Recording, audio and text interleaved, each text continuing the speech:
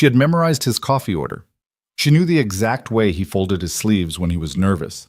She knew which nights his daughter had nightmares and which songs he hummed when he thought no one was listening, and she had never once told him any of it.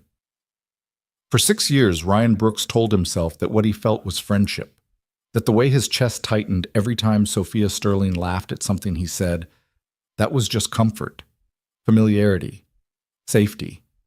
He was wrong, and today, in front of both their families, the truth was going to find them whether they were ready or not. If this story already has your heart, hit that like button and drop the name of your city in the comments. Let's see just how far this story travels. The morning started the way most of Ryan Brooks's mornings did, with something going slightly wrong. He'd set his alarm for 7. He woke up at 6:43 because Maya, his 5-year-old, had crawled into his bed at some point in the night and was now sleeping diagonally across his chest with one small foot pressed firmly against his jaw. He lay there for a few minutes, staring at the ceiling, trying to figure out if he could slide out from under her without waking her up. He couldn't. He never could. Maya. He nudged her gently. Hey, Bug, I gotta get up. She didn't stir.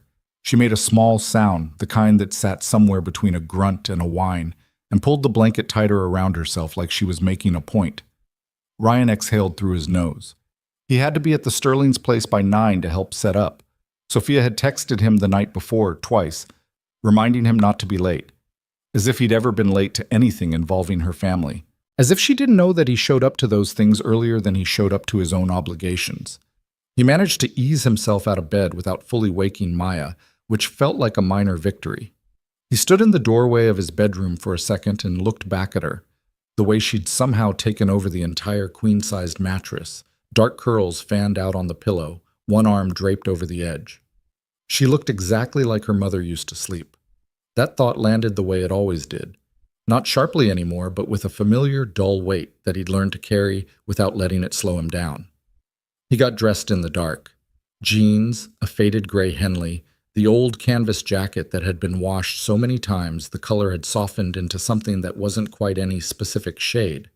Sophia had told him 3 times this year to throw that jacket out. He kept wearing it. The drive to her parents' house took 22 minutes from his apartment on the east side of the city.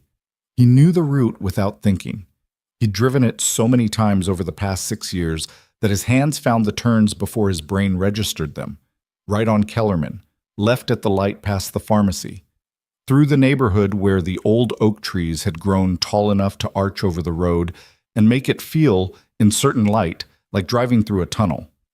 The Sterling house was a large craftsman-style home at the end of a cul-de-sac. Warm wood tones, a wide front porch, flower beds that Sophia's mother, Carol, kept immaculate, and Sophia's father, Douglas, took credit for at every family dinner. It was the kind of house that felt lived in the best possible way.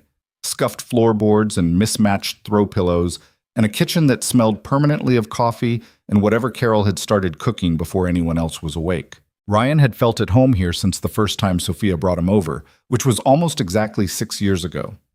He'd met Sophia at a mutual friend's going-away party. They'd ended up on the back porch arguing about whether a particular film was actually as good as everyone said it was. He thought she was stubborn and a little too confident. She told him later she'd thought he was the kind of man who confused being blunt with being smart. They'd exchanged numbers anyway because neither of them had been able to figure out who was right, and the argument felt unfinished. The argument was still technically unfinished. He parked at the curb and grabbed the 2 grocery bags from his back seat. He'd stopped on the way and picked up the extra table napkins Carol had texted him about, because Sophia had forgotten them on her supply run the day before, which Sophia did not know yet, and which Ryan was planning to mention casually and with great timing. Carol met him at the front door before he'd even knocked. She was a compact woman in her early 60s, silver-streaked hair pulled back, already in an apron, a glass of iced water in one hand, and a look on her face that suggested she'd been managing a minor emergency since 6 a.m. Ryan. She said his name like a sigh of relief. You brought the napkins. You texted me at 11 last night. I texted Sophia first. She stepped aside to let him in. She texted back that she'd handle it. I should have texted you first. You should have. Carol patted his arm as he came through the door. Don't tell her I said that. I won't. He paused. Right away. She gave him a look, the kind that was equal parts fond and exasperated, and pointed him toward the kitchen. The house was already in that particular state of pre-party organized chaos. Folding tables stacked against the dining room wall, flower arrangements in various stages of assembly on the kitchen counter, a folded tablecloth sitting on a chair where it had apparently been forgotten. Douglas Sterling was in the backyard setting up chairs with Sophia's younger brother Marcus, who was 27 and had recently gotten engaged and was therefore in the specific position of being the family's second most talked about person at any gathering. Sophia's grandmother was seated in the living room with a cup of tea and a look of pure observation, watching everything unfold with the patience of someone who had attended enough family events to know that chaos resolved itself eventually. Ryan set the grocery bags on the counter and started unloading them. "She's upstairs," Carol said, appearing beside him to pull out the napkins. "She got here at 7:30. She's been reorganizing the backyard layout twice." "Of course she has." "She moved the dessert table 3 times. That tracks." "She's going to say the second placement was always the plan." "It will have been," Ryan said. "In her version." Carol smiled at him the way she did sometimes. Not quite saying something, just looking at him with an expression he'd never been able to fully decode, like she was waiting for him to figure something out on his own. "Go find her," Carol said. "She's been asking where you are since 8. He found Sophia in the backyard, standing beside the relocated dessert table and studying it with the expression of someone who was not yet convinced they'd made the right decision. She had her hair pulled back and was wearing a light blouse tucked into high-waisted slacks. Practical for setup work, but still entirely put together, because Sophia didn't do halfway when it came to how she presented herself, even to family. There was a clipboard under her arm that she absolutely did not need, but always had at events. She heard him coming across the grass and turned around. "You're late," she said. "It's 8:58. "I said 9. 9 is when I arrive. It's 8:58. I am 2 minutes early." She gave him the look, the particular narrowing of her eyes that meant she knew he was technically correct and found it annoying. "You brought the napkins?" "Already in the kitchen." Something shifted slightly in her expression. "Good. I was about to go get them. Carol told me you forgot them yesterday." "I didn't forget them. I made a strategic decision to delegate. To no one. To the universe. The universe delivered." She turned back to the dessert table and adjusted one of the small decorative cards. "The dessert table looks better here." "It looks the same as it did in the other spot." "It catches better light here." He looked up at the sky. It was overcast. There was no significant difference in the light anywhere in the backyard. He said nothing. "Don't," she said without turning around. "I didn't say anything." "You were about to." "I really wasn't." She finally turned and looked at him fully. A quick scan, the way she looked at him sometimes when she was making sure he was actually okay and was too stubborn to ask directly. He'd noticed that habit of hers about 3 years into their friendship and had never mentioned it because naming it felt like it might make her stop. "You look tired," she said. Maya was sideways across my chest most of the night, the corner of her mouth pulled up. "Did she win?" "She always wins. She's 5 and she has no concept of fairness." "You need a bigger bed." "I need a 5-year-old with spatial awareness." "Those don't exist." She finally smiled properly, not the polished smile she used in professional settings, but the real one, slightly unguarded, with the small dimple on her left side that she was self-conscious about for reasons he'd never understood. "Come help me with the chairs. Marcus keeps lining them up wrong, and my dad thinks they look fine." "They probably look fine. They're not straight." "Nobody's going to look at the chair alignment, Sophia." "I will." He followed her across the yard because that was what he did. That was what they did. The graduation party was for Sophia's cousin, Danielle, 22 years old, just finished her master's degree in environmental science, the first in that side of the family to reach a graduate degree. It was a bigger deal than the word party made it sound. There were people coming from out of town. Carol had been cooking for 2 days. Douglas had bought a new outdoor speaker system that he'd spent the better part of the previous weekend figuring out how to connect. By 11, the house was filling up.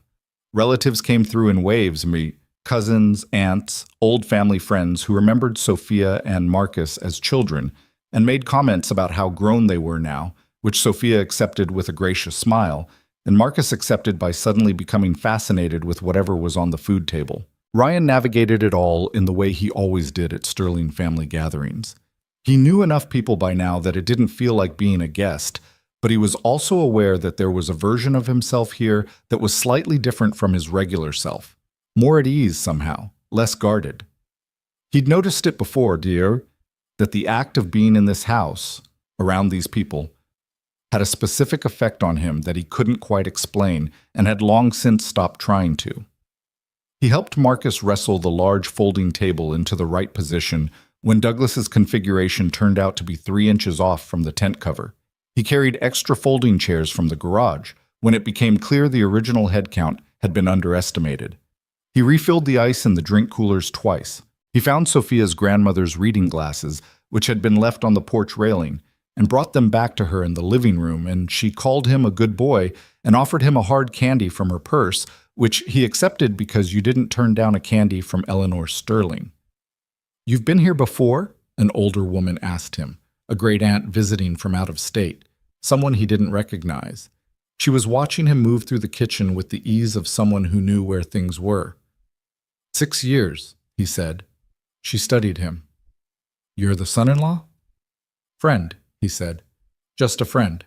She made a sound that was technically not disagreement, but wasn't agreement either, and went back to her conversation. By noon, the party was fully underway. Danielle arrived and was immediately absorbed by a receiving line of relatives that stretched most of the length of the backyard. Music came from the speaker system at a volume Douglas had selected, and Sophia had already turned down once. Food was out, and Carol was making the rounds with the expression of someone who had made enough food for twice this number of people and was going to see it all eaten. Ryan was at the drink table, refilling his own glass, when Sophia appeared beside him and reached past him for the lemonade. "Stop doing the ice thing," she said. "The ice thing. You keep reorganizing the ice bucket so the cubes are distributed evenly around the edge. People have noticed. They won't run out on one side now. It's an ice bucket, Ryan, not a civil engineering project. Ice distribution is important at outdoor events and stop." She said it without heat, the way she said most things to him. Direct, slightly impatient on the surface, something warmer underneath. She poured her lemonade. "How are you? You've been moving since you got here." "That's what setup is. Setup is done. You can stop." "There's still, Ryan." She turned and looked at him, just looked for a second, in the straightforward way she had of looking at him that had always made him feel like she was seeing something more specific than he was comfortable with. "Stop." He stopped. "Drink your drink," she said. "Danielle's about to do her speech thing. You don't want to miss it." "Is it going to be long?" "She has a PowerPoint." He looked at her. "I know," Sophia said. "I know." Danielle's speech was 11 minutes long and did include briefly a PowerPoint on her phone, projected through sheer narrative commitment rather than an actual projector. It was earnest and funny, and the moment she started crying halfway through, the whole backyard went quiet in that specific way that family gatherings did when someone said something true. Ryan watched Sophia through most of it. She was standing across the yard beside her mother, one arm loosely around Carol's shoulders, smiling at her cousin. She didn't know he was watching. That was the only reason he let himself do it. This was the thing about Sophia Sterling that nobody who only knew her professionally would understand. She had built an empire from the ground up by the time she was 28, a luxury property development company that had expanded into 3 cities and was regularly featured in business publications that described her with words like visionary and formidable. She sat in boardrooms and made decisions that moved millions of dollars. She was precise and composed and entirely controlled in professional settings. But here, in her parents' backyard, watching her cousin cry through a graduation speech, she was just Sophia, the one who argued with him about movies, the one who texted him at 11 p.m. about napkins, the one who moved the dessert table 3 times and pretended it had only ever been in one position. He had known both versions of her for 6 years, and he had loved both of them for longer than he was willing to calculate. Not that he would use that word. Not out loud. Not even to himself, most days. What? The afternoon stretched out in the warm, unhurried way of family gatherings where nobody is watching the clock. Children ran across the grass. The older relatives migrated toward the shaded porch.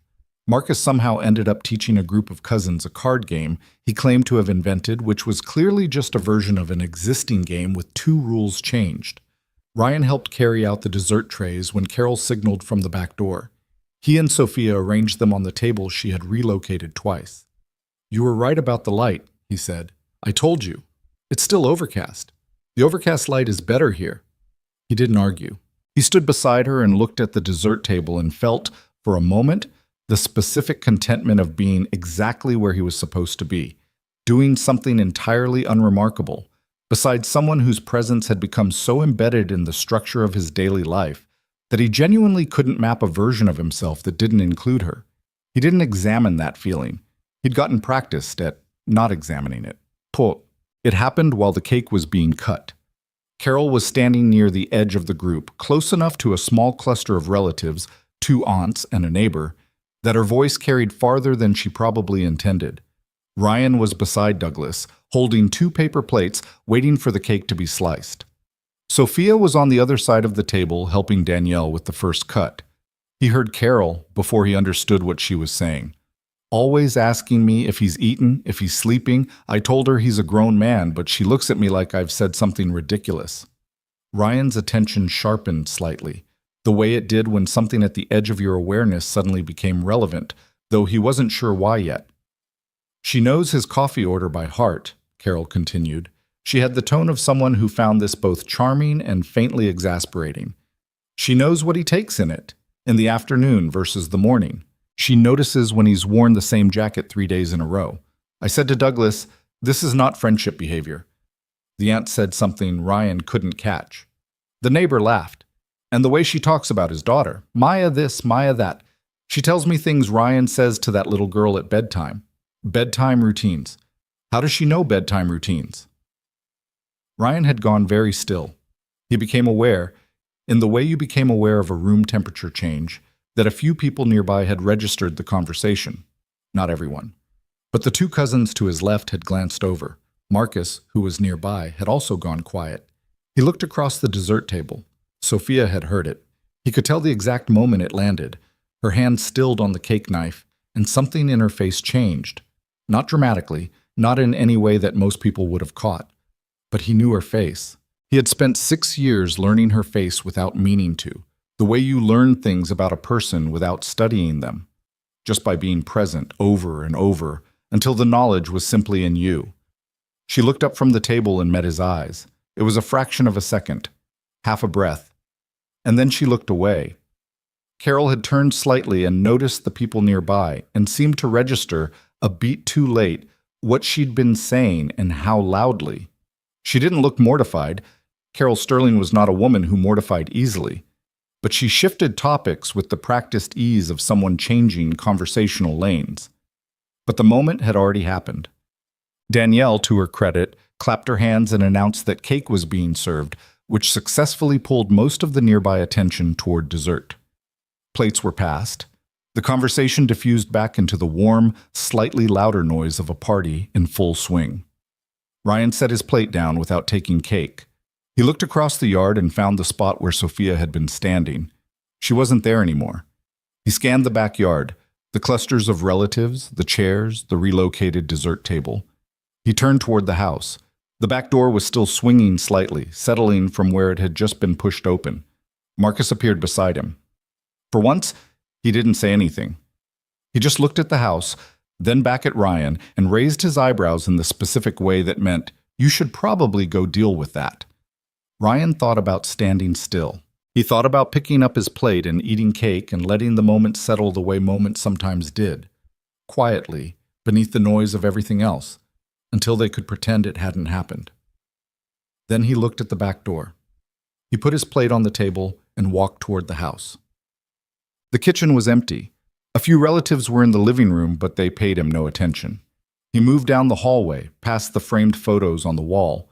Sophia at 7 with a missing front tooth, Marcus at 4 in a Halloween costume, Douglas and Carol at what looked like their 25th anniversary dinner. He checked the small sitting room. Empty.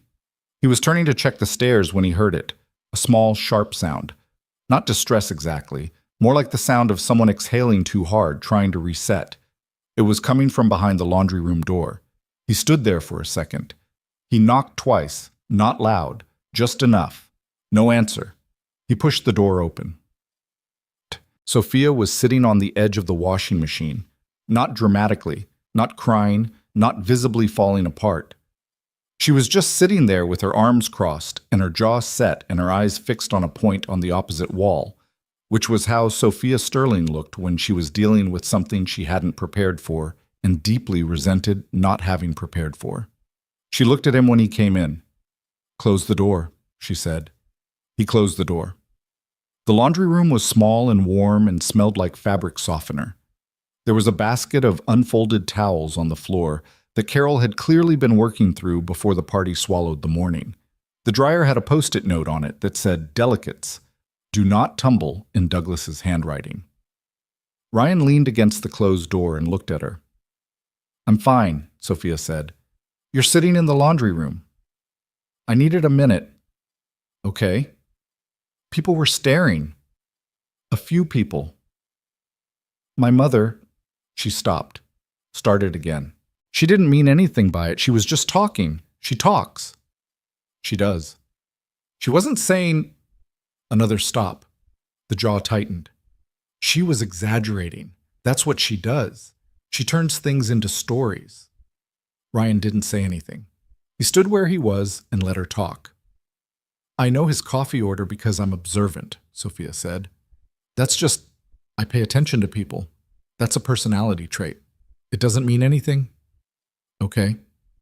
"And the jacket thing. The jacket is objectively a problem.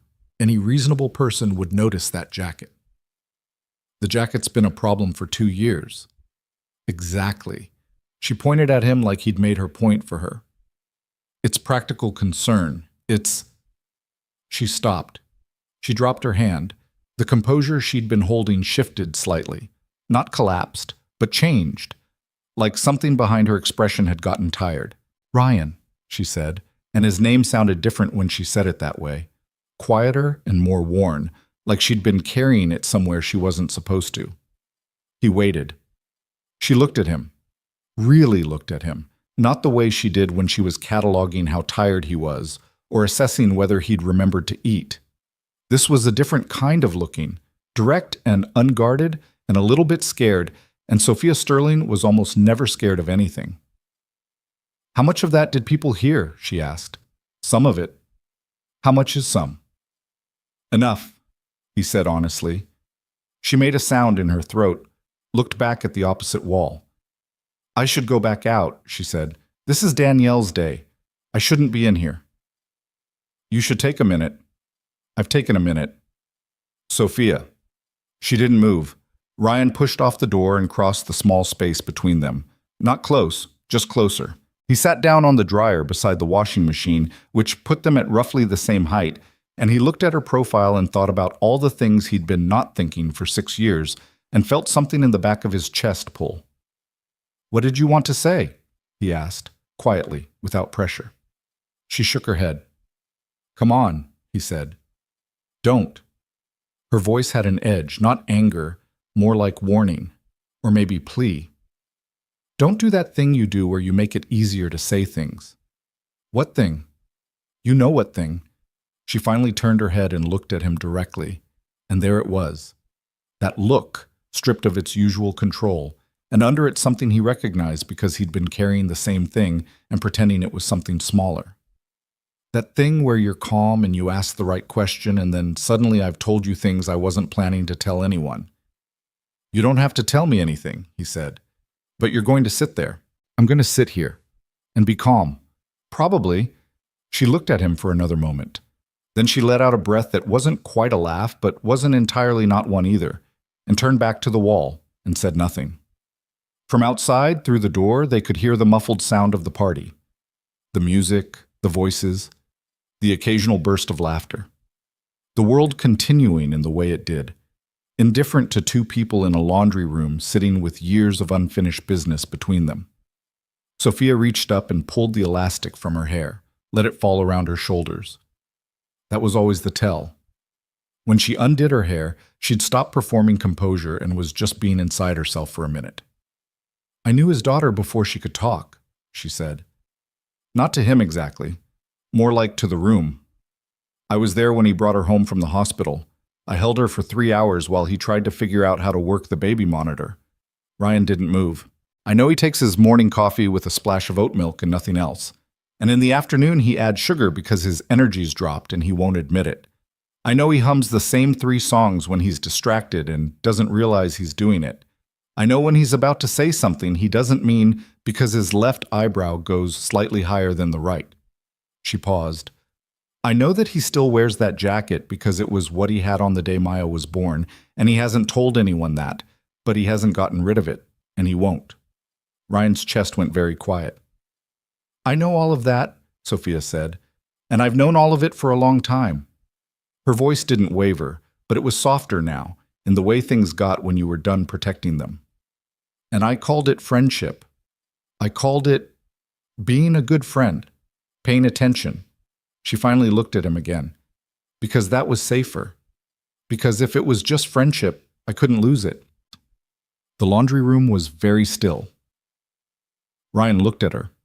The woman who had argued with him on a back porch about a film 6 years ago and never stopped arguing with him about something, who had shown up with a casserole the week after Maya came home without being asked, who had texted him at 11 p.m. about napkins and had reorganized the party 3 times because she needed everything to be right for the people she loved, who had built an empire from nothing and could sit across from a boardroom full of suits without blinking, but was currently sitting on her parents' washing machine with her hair down, telling him truths she'd been folding smaller and smaller for years. He had a lot of things he could have said. He had practiced, in the unacknowledged way people practice things they pretended they weren't preparing for, the shape of this conversation, the words he might use if he were ever in a version of this moment. None of them felt right. So he said the first true thing. "I know that jacket," he said. "I know exactly why you haven't made me throw it out." She went very still. "Because you were there," he said. "You drove me to the hospital. You held her first because I was shaking too hard. And you never told me that you remember it the same way I do." Sophia's eyes dropped for a second. "I've called this friendship," Ryan said, "because I didn't have a word for what it actually was that didn't terrify me."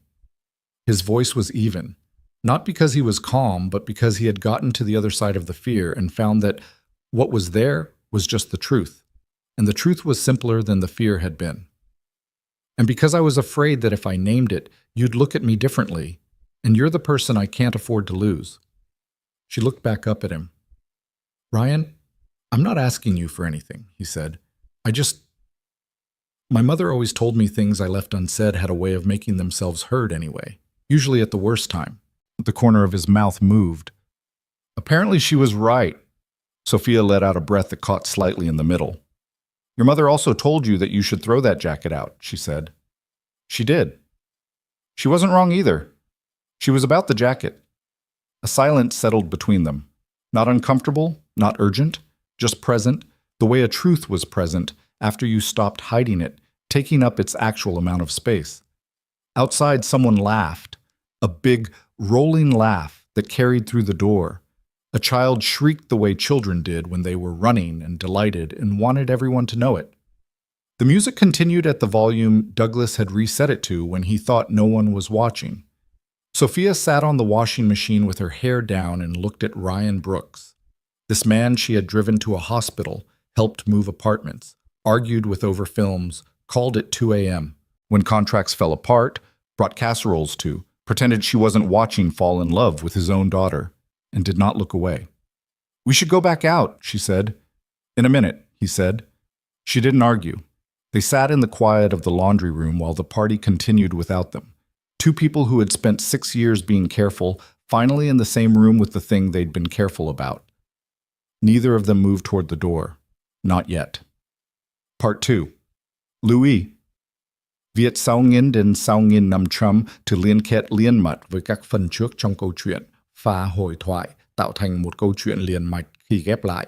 Mỗi phần liền mạch với phần trước, không giới thiệu lại câu chuyện ở đầu phần mới. Liên kết các phần của câu chuyện một cách liền mạch, sử dụng câu chuyện tiếp giữa các phần. Duy trì chủ đề, tránh ngắt quãng đột ngột, không sử dụng gạch đầu dòng hoặc tiêu đề phụ. Phong cách kể chuyện Mỹ, Hoa Kỳ, giống văn giàu cảm xúc. Kể theo ngôi thứ 3, giữ đồ kịch tính không viết lan man, nhân vật không hoàn hảo, hội thoại tự nhiên, tránh ngôn ngữ văn chương sáo rơi và cụm từ AI điển hình. Viết như nhà văn chuyên nghiệp, không như AI cố gắng nghe sang. Có yếu tố con người, cấm miêu tả qua mượt mà và hoàn hảo, kết thúc phần không giới thiệu phần sau, câu chuyện không nhắc đến Chúa. Lưu ý trả lời trong mục tin nhắn không nhảy sang document, chỉ dần bắt buộc, không được xuất hiện trong nội dung truyền. Đây là một câu chuyện điện ảnh hoàn toàn hư cấu được tạo ra chỉ nhằm mục đích giải trí. Không đề cập hay ngụ ý rằng nó dựa trên sự kiện có thật, người thật hoặc câu chuyện có thật. Không sử dụng các cụm từ như dựa trên một câu chuyện có thật, theo ghi chép hoặc bất cứ điều gì tương tự. Tất cả các nhân vật, địa điểm, tổ chức và sự kiện phải hoàn toàn hư cấu. Show more 14 giờ 56 phút Part 2. The minute stretched. Neither of them acknowledged its stretching. That was the thing about being in a small room with a truth you'd just put down on the floor between you. There was a period where neither person quite knew what to do with their hands or their eyes or the next sentence. So they stayed where they were, Ryan on the dryer and Sophia on the washing machine with the muffled noise of the party pressing softly against the door, and neither of them made a move toward it. It was Sophia who finally spoke. "You hummed today," she said, twice. Once when you were doing the chairs with Marcus, and once when you were reorganizing the ice. Ryan looked at her. "The second one," she said. "That was the one you do when you're thinking about something else. The distracted one." She wasn't looking at him directly. She was looking at her hands, which were folded in her lap. "I notice when you do that. I notice which one it is." Which song was it? She told him. He hadn't realized he'd been doing it. She finally looked up at him with an expression that was part rueful and part exhausted. The expression of someone who had been holding a very specific kind of careful for a very long time and was now feeling the weight of having set it down. "I have been noticing things about you for 6 years, Ryan. I notice all of it. I notice it, and I file it away, and I tell myself it's just because we're close. That's what close friends do." "It is what close friends do," he said. "Not like this." She shook her head once, small. "Not the way I do it." The dryer hummed faintly beneath him. Outside, a child laughed, high and sharp and delighted. And then the sound dissolved back into the general noise of the party. Ryan looked at his hands, then he looked at her. "So what do we do?" he asked. Sophia looked at him like it was the wrong question, or maybe the right question asked a beat too early. She pressed her lips together, thinking, the way she did when she was working out a problem that didn't have a clean solution, and he knew that expression. He'd seen it across boardroom tables when she described a deal that had gone sideways, and across his kitchen table when Maya had a fever at 2 a.m., and they were trying to figure out whether it was high enough to call the doctor. "We go back out there," she said. "That's not an answer." "It's the answer for right now." She slid off the washing machine and smoothed the front of her blouse, a gesture he recognized as the one she made when she was reassembling herself. "Danielle's party is not the place for—" She gestured between them. "This. I know. This needs—" She stopped, tried again. "I need to think. I'm not someone who does well with not thinking first. I know that too." She looked at him sharply, the way she did when she was trying to figure out whether he was being sincere or gently teasing, which were things that often sounded the same coming from him. "I mean it," he said. "Take the time you need." Something in her shoulders dropped a fraction. Not relief exactly, but something adjacent to it. She reached up and pulled her hair back into its elastic, smoothing it into place, and he watched her do it and felt the familiar ache of watching her build herself back up for public consumption. The way she did it so automatically, the way she'd probably been doing it for years. "Don't look at me like that," she said, without looking at him. "Like what?" "Like you feel sorry for me." "I don't feel sorry for you." She finished with her hair and turned to the door. Her hand rested on the knob and she paused, not quite looking back. Are we okay? She asked. We're okay, he said. She nodded once, like that was the confirmation she needed to step back into the afternoon. She opened the door and walked out. Ryan stayed on the dryer for another 30 seconds. He stared at the post-it note on the washing machine door. Delicates, do not tumble. And thought that this was, in its way, the most honest conversation he'd had in years.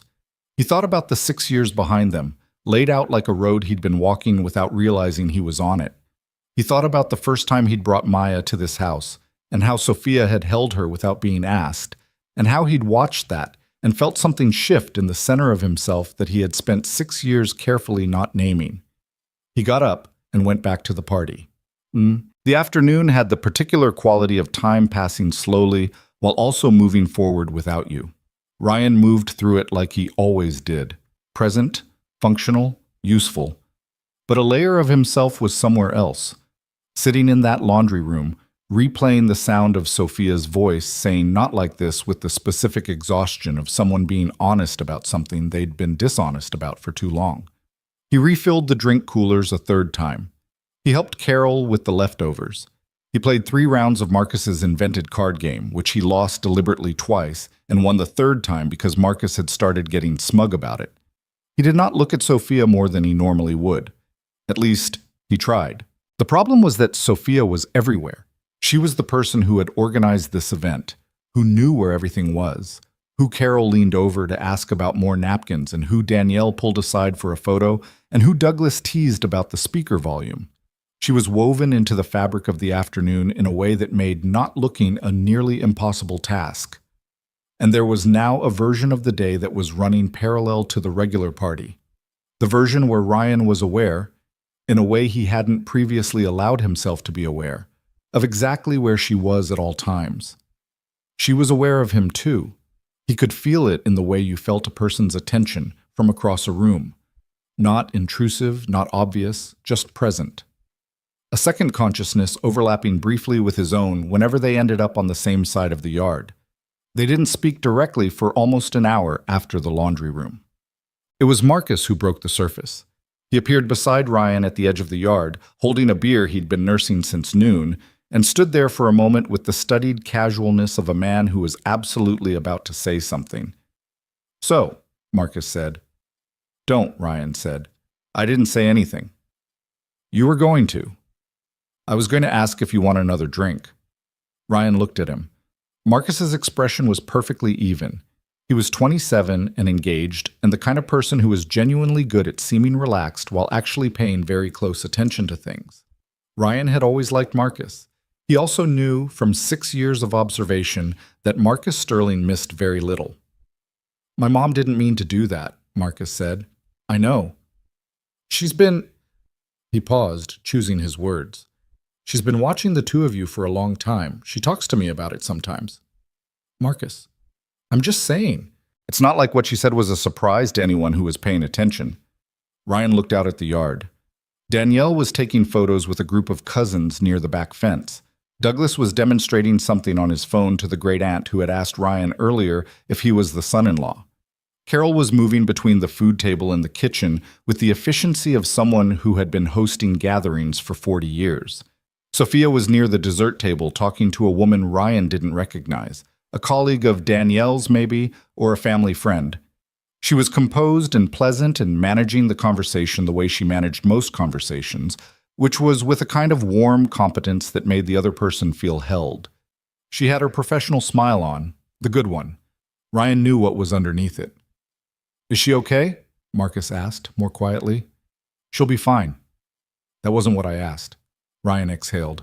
"She's embarrassed." "She shouldn't be. You know how she is." Marcus nodded slowly. He did know how she was. "She's been a lot better in the last couple of years," he said. "Since—" He stopped himself. "Since what?" Marcus turned his beer in his hand. He had the look of someone deciding how much to say. "Since she stopped dating Daniel," he said finally. "You remember that?" Ryan remembered. Daniel Voss, a property developer Sophia had dated for about 8 months 2 years ago. Ryan had met him 3 times and had no specific reason to dislike him, which he had found, at the time, slightly confusing. The relationship had ended, and Sophia hadn't given him many details beyond a brief, clipped version that told him she was done talking about it. "What about him?" Ryan asked. Marcus looked at him with an expression that suggested he was about to say something Ryan was going to find uncomfortable. "She ended it because she said being with him made her feel like she was settling," Marcus said. "She didn't say settling for what. She didn't have to." He let the silence sit for exactly long enough. "My mom asked her about it once.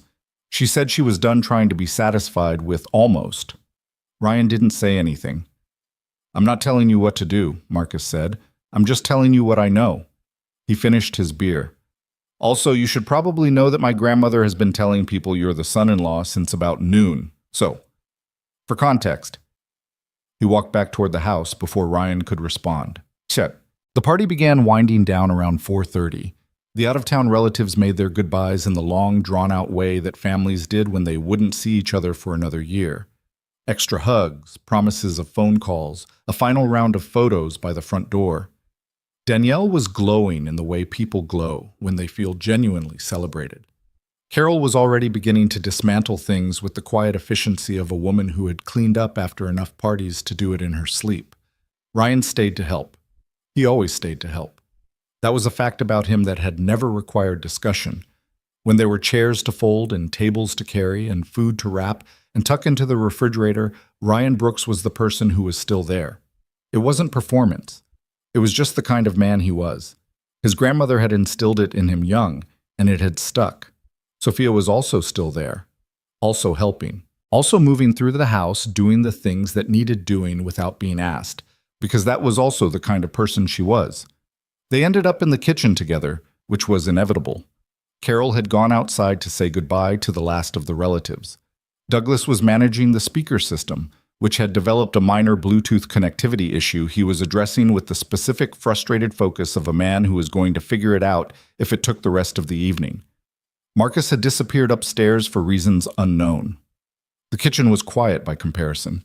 Late afternoon light came through the window above the sink, that particular pale gold light of a day that was running toward evening.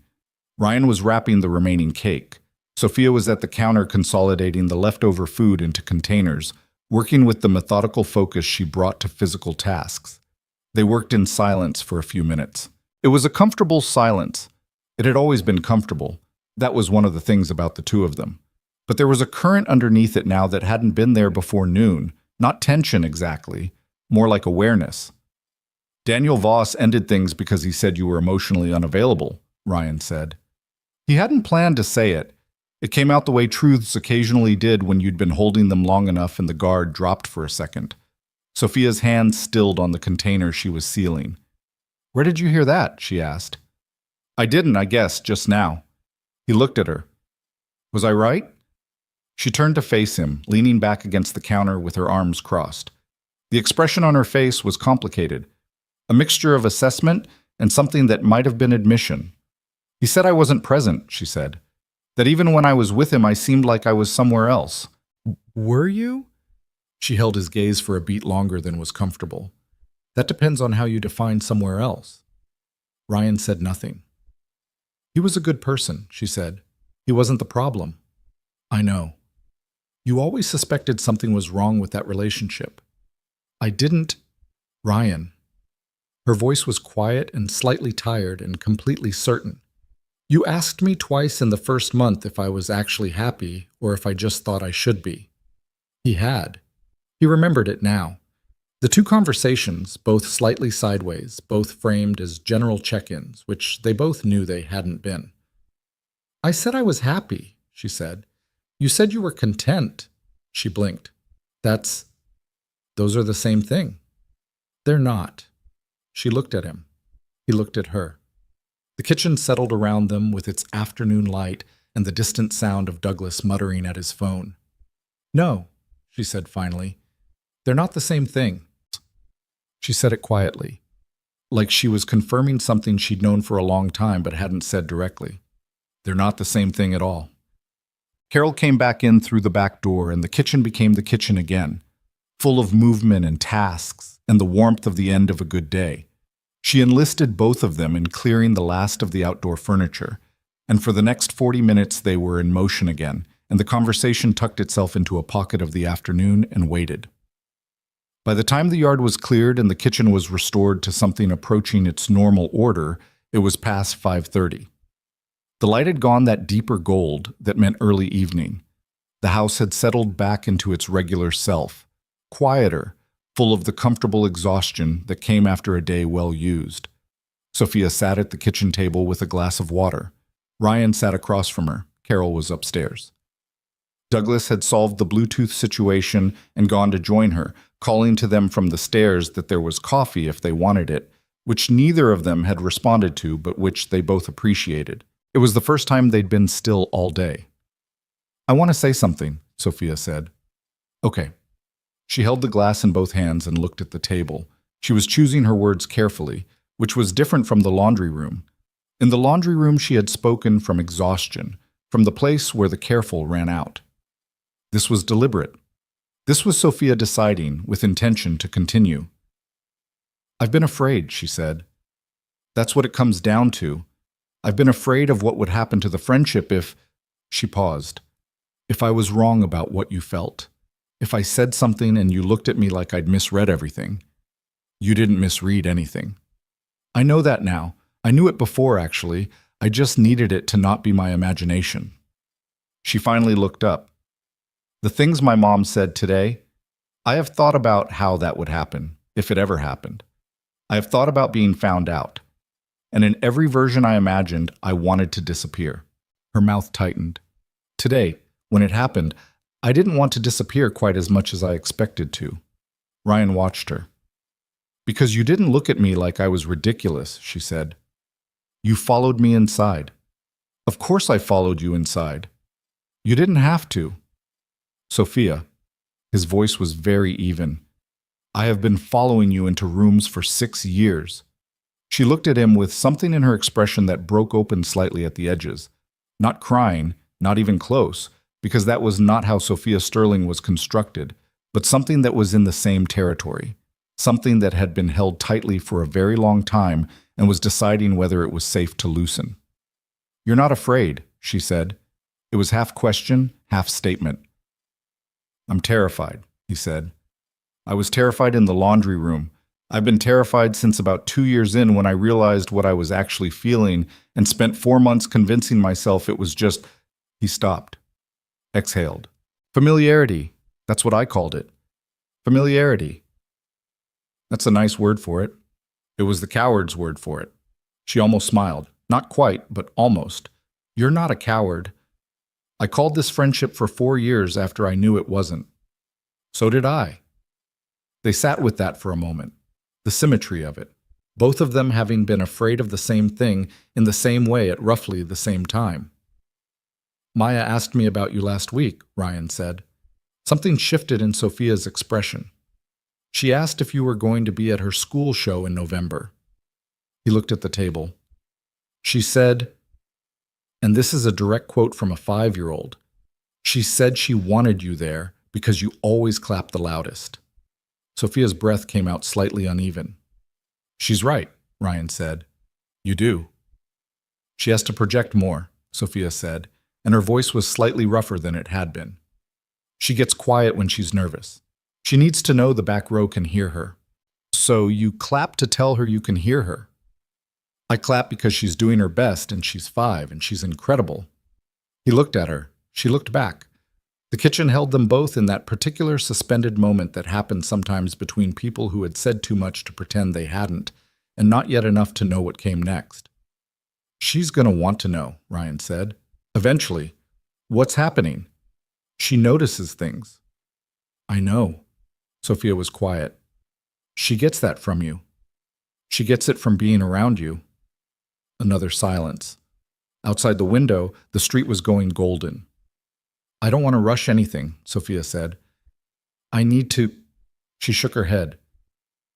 "I'm not good at things I haven't thought through. You know that about me. I need to actually process this and not just fall into it because today was a strange day and my mother said something she shouldn't have, and suddenly everything was—" She gestured loosely. "Out loud." "I know," he said. "I'm not asking you to rush." "I need it to be real," she said. Whatever this is, however it goes, I need it to not be a reaction. I don't want to look back and wonder if we did it right. We can do it right. I want to. Then we will. She looked at him for a long moment, like she was checking the honesty of it, measuring it against everything she knew about him. And she knew a lot. That was the thing about loving someone who had been watching you for 6 years. They had data. They had the whole file. There was no performance possible when someone had seen you at 2 a.m. with a sick child and a broken coffee maker and a week's worth of second-guessing yourself. Whatever she measured, she seemed to find it holding. Okay, she said. Okay, he said. Carol came back downstairs and heated up the coffee, and the evening softened into something easier. The four of them, Carol, Douglas, Ryan, and Sophia, ended up at the kitchen table with coffee and leftover cake, and Douglas started a story about the speaker system that was funnier than it had any right to be, and Carol added details he'd left out, and Marcus appeared from upstairs at some point and ate a piece of cake standing up and added a detail neither of his parents had known, which surprised all of them. It was the ordinary thing, the simple, unremarkable rhythm of people who were comfortable together at the end of a long day. Ryan sat across the table from Sophia and didn't try to hold himself at any particular distance from what he was feeling. That was new. He'd been managing that distance for years, keeping himself just far enough from his own feelings that he could call them by other names and believe it. He wasn't managing tonight. He was just sitting here. Sophia caught his eye once across the table. She didn't say anything. She didn't have to. He left around 7:30, said goodbye to Carol, who held his face in both hands for a moment in the way she sometimes did and said nothing, just looked at him with the expression that had always seemed to be waiting for something, and tonight, for the first time, looked like it had found it. Said goodbye to Douglas, who clapped him on the shoulder and told him to drive safe. Said goodbye to Marcus, who said, "Yeah, man," with a sincerity that encompassed more than those two words, and Ryan understood that. Sophia walked him to the front door. They stood on the porch, the two of them, with the evening air coming in and the street quiet under the old oak trees at the end of the cul-de-sac. "Drive safe," she said. "I will. Text me when you get home." "I always text you when I get home." "I know, I'm just—" She stopped. "I'm still processing today." "Take the time you need," he said. "I'll be here." She looked at him with the directness she sometimes had when she was trying to say something without the architecture of words. He could feel it, the whole unspoken shape of it, everything that had been moving toward this moment for 6 years, pressing close on both sides. The length of it was staggering when you stopped to measure it. All those evenings and morning texts and dinners and school shows and business crises and sick children and late conversations and every single moment that had been its own small, ordinary thing and had also been, underneath, this. "You know what the worst part is?" she said. "What?" "I'm not even surprised." She shook her head slightly, something almost like laughter at the edge of it. "I think I've known for a long time. I just kept choosing not to know." "Same," he said. She reached out and straightened the collar of the old jacket. A quick adjustment, a habit, the kind of gesture that meant nothing and meant everything. Her fingers were there for just a second, barely any pressure, and then she dropped her hand. "Go home," she said. "Your daughter needs you." "She's at my mom's tonight." "Then go home and think about what you said today." "I already know what I said." "Think about whether you meant it." "I know whether I meant it." She looked at him. "I meant it," he said. She held his gaze for a long, still moment. Then she nodded once. That single nod that meant she had received something and was putting it somewhere safe. She went back inside. He stood on the porch for a moment after the door had closed, looking at the street and the trees and the ordinary evening, and felt something in himself that was old and also entirely new. It had the texture of relief, of finally, of something put down after a long carry. He walked to his car. He drove home. Halfway there, he realized he'd been humming. The same song she'd named that afternoon. The distracted one. And this time, he didn't stop. Part 3. Louis Passages viết 6.000 đến 6.500 từ liên kết liên mạch với các phần trước trong câu chuyện. Pha hồi thoại tạo thành một câu chuyện liền mạch khi ghép lại. Mỗi phần liền mạch với phần trước, không giới thiệu lại câu chuyện ở đầu phần mới. Liên kết các phần của câu chuyện một cách liền mạch. Sử dụng câu chuyện tiếp giữa các phần. Duy trì chủ đề, tránh ngắt quãng đột ngột, không sử dụng gạch đầu dòng hoặc tiêu đề phụ. Phong cách kể chuyện Mỹ, Hoa Kỳ, giống văn giàu cảm xúc. Kể theo ngôi thứ ba, giữ đồ kịch tính không viết lan man, nhân vật không hoàn hảo, hội thoại tự nhiên, tránh ngôn ngữ văn chương sáo rơi và cụm từ AI điển hình. Viết như nhà văn chuyên nghiệp, không như AI cố gắng nghe sang, có yếu tố con người, cầm miêu tả qua mượt mà và hoàn hảo, kết thúc phần không giới thiệu phần sau, câu chuyện không nhắc đến Chúa. Louis trả lời trong một tin nhắn không nhảy sang document, chỉ dẫn bắt buộc không được xuất hiện trong nội dung truyền. Đây là một câu chuyện điện ảnh hoàn toàn hư cấu được tạo ra chỉ nhằm mục đích giải trí, không đề cập hay ngụ ý rằng nó dựa trên sự kiện có thật, người thật hoặc câu chuyện có thật. Không sử dụng các cụm từ như dựa trên một câu chuyện có thật, theo ghi chép hoặc bất cứ điều gì tương tự. Tất cả các nhân vật, địa điểm, tổ chức và sự kiện phải hoàn toàn hư cấu. Show more 15 giờ 6 phút, part 3. He texted her when he got home, like he always did. Home. 3 minutes passed, then, good, sleep. That was it. That was all. And yet Ryan sat on the edge of his bed in the quiet apartment and looked at that single word for longer than was reasonable, turning it over the way you turned over a stone to see what was underneath. Not because it was complicated, but because it was simple, and the simplicity of it now carried a weight that the same word from the same person hadn't carried yesterday. He set the phone down and lay back on the bed with his jacket still on and stared at the ceiling. Sleep did not come quickly.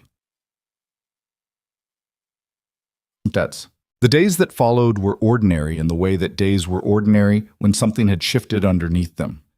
On the surface they looked the same, had the same shape, ran through the same rhythms, but the floor was different. You noticed it in the way you noticed a slight change in how a room smelled after a window had been left open. Nothing dramatic, just different. Ryan went to work Monday. He was a structural engineer at a mid-sized firm downtown, the kind of work that required sustained concentration and produced satisfying results in the form of things that didn't fall down. He liked the precision of it. He liked that the problems had solutions if you worked through them correctly. He spent most of Monday reviewing load calculations for a parking structure in the South District and thinking, in the margins of his focus, about a woman in a laundry room and everything she'd said with her hair down. He didn't call her Monday. He wasn't sure what the protocol was for the day after the conversation they'd had, and he told her to take the time she needed, and he intended to mean that. He meant it. He was also aware, by around 8 p.m., that not calling her after a significant shared experience was itself a kind of strange, because they talked most days, had for years, and the silence on his end, intentional, considerate, had the slightly unnatural feeling of behavior he was performing rather than inhabiting. He picked up his phone and called her. She answered on the second ring. "I was going to call you," she said. "I know. I was going through a work thing, and I kept..." She stopped. "Never mind. How was your day?" "Fine. Parking structure, numbers. You?" "I had a board meeting at 2 that ran 40 minutes over because Stephen Hartley doesn't understand that any questions is a courtesy phrase, not an open invitation." A beat. "And I kept thinking about Saturday." "Me too. I'm still processing," she said. The words came out carefully. "I want you to know that. I'm not..." She paused. "I haven't figured out what I want to say yet." "You don't have to have it figured out." "I need to have it figured out. You know me." He did. He knew that she was the kind of person who did not move toward things until she had mapped the territory. It was what made her formidable in business, and what had made it possible for her to sit with feelings she had never named for 6 years without it destroying her from the inside. She was exceptionally good at holding things in place until she was ready. "I'm not going anywhere," he said. She was quiet for a moment. "I know. Take the time." "I will." A pause that had something in it. Texture, weight, something being measured. "Ryan, yeah. I'm glad it was you who followed me into that room." He closed his eyes for a second. "Me too." They talked for another hour after that, about nothing in particular. Maya's upcoming school project, a frustrating contractor situation Sophia was managing, a documentary Ryan had started watching and had opinions about. The fact that Marcus had texted Sophia 4 times on Sunday with nothing but increasing levels of the same emoji. They talked the way they always talked, and it was the same as it had always been, and entirely different, and neither of them named that difference because they didn't have to.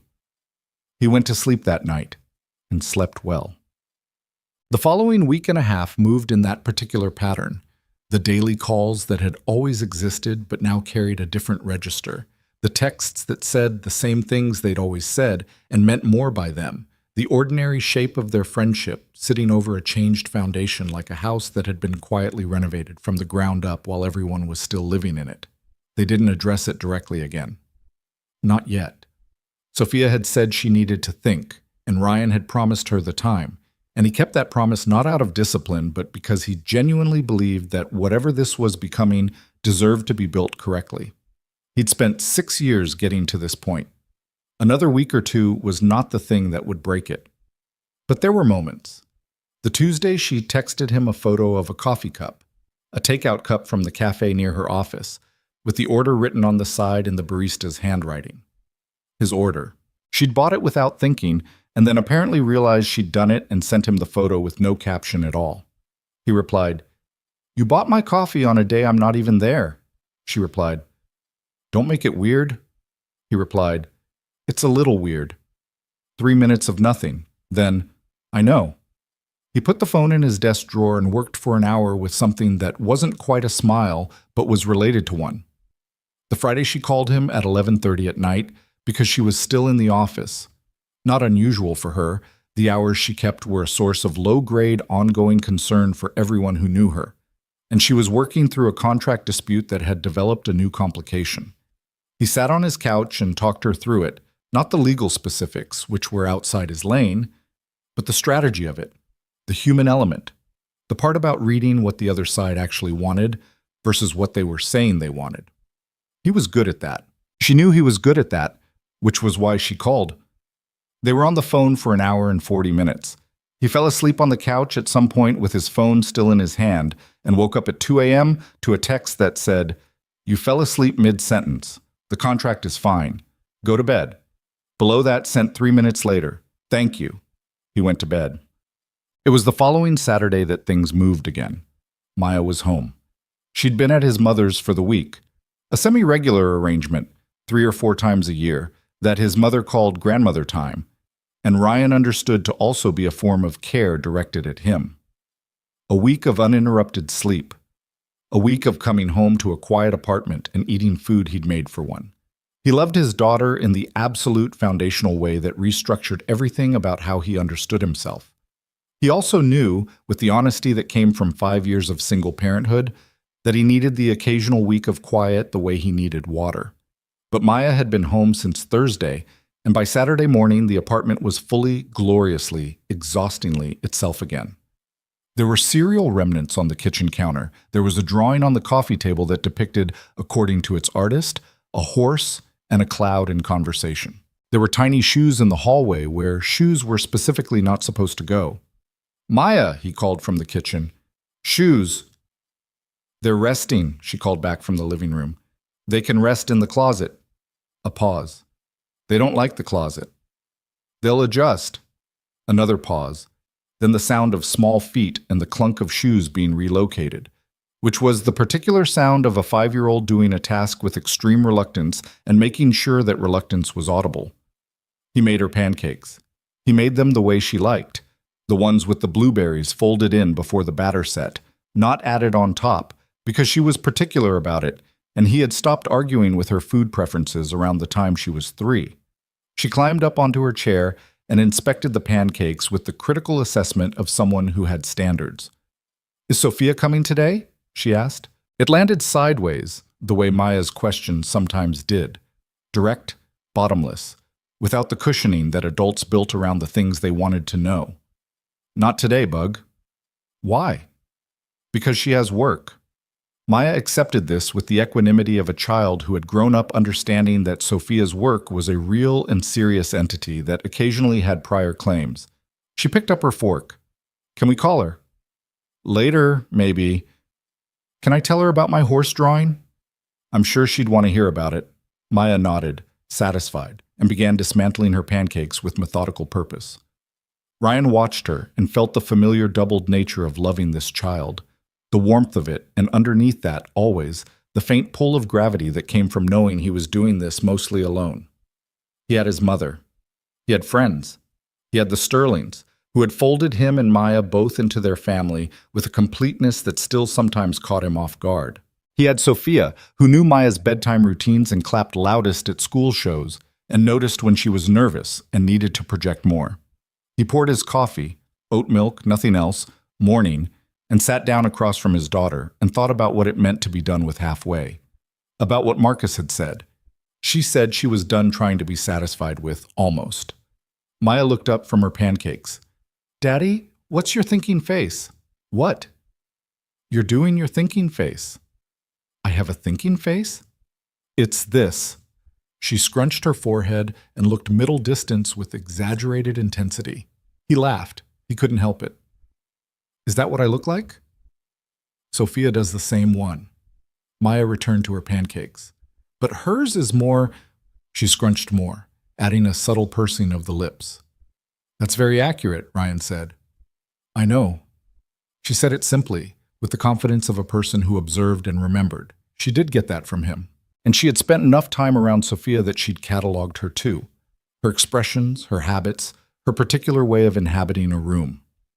5 years old and already building a picture of the people she loved, with the same attention to detail that both her father and his closest friend had always applied to the world. He called Sophia that afternoon. She answered at the first ring. I'm at the office. I know, you answer on the first ring when you're at the office. It means you were looking at your phone. A brief silence. I was waiting for a call from my legal team. Was it me? Another silence, longer. Maybe. He leaned back against the couch. From the other room, he could hear Maya narrating something to her stuffed animals in the low, serious voice she used when she was deep in imaginative play. Maya asked about you this morning, he said. Yeah? She wants to tell you about a drawing she made. A horse and a cloud. Are they in conversation? She said they were. Then I definitely want to hear about it. He could hear the change in her voice, the professional bracing easing, the real version surfacing. How is she? Requesting pancake customizations and arguing about where her shoes go. So perfect. She's 5. She's a dictator who can't tie her own shoes. Sophia laughed. A real one, the unguarded kind. He had always loved that sound, not in the way he thought about it, not in the way he had named to himself. He had simply always, when he heard it, felt something settle. Ryan.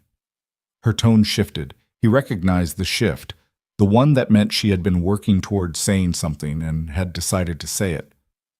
I'm here, he said. I've been thinking. A pause. I've been thinking since Saturday. I've been doing what I said I needed to do. Actually sitting with it, not just filing it away like I usually file things. He waited. I need to say something that I should have said in the laundry room, she said, or maybe before that, probably long before that. But I wasn't ready before that, and in the laundry room I ran out of time, and then on the porch She stopped, tried again. I need to tell you something, and I need to do it properly, not on the phone. Okay. Can you?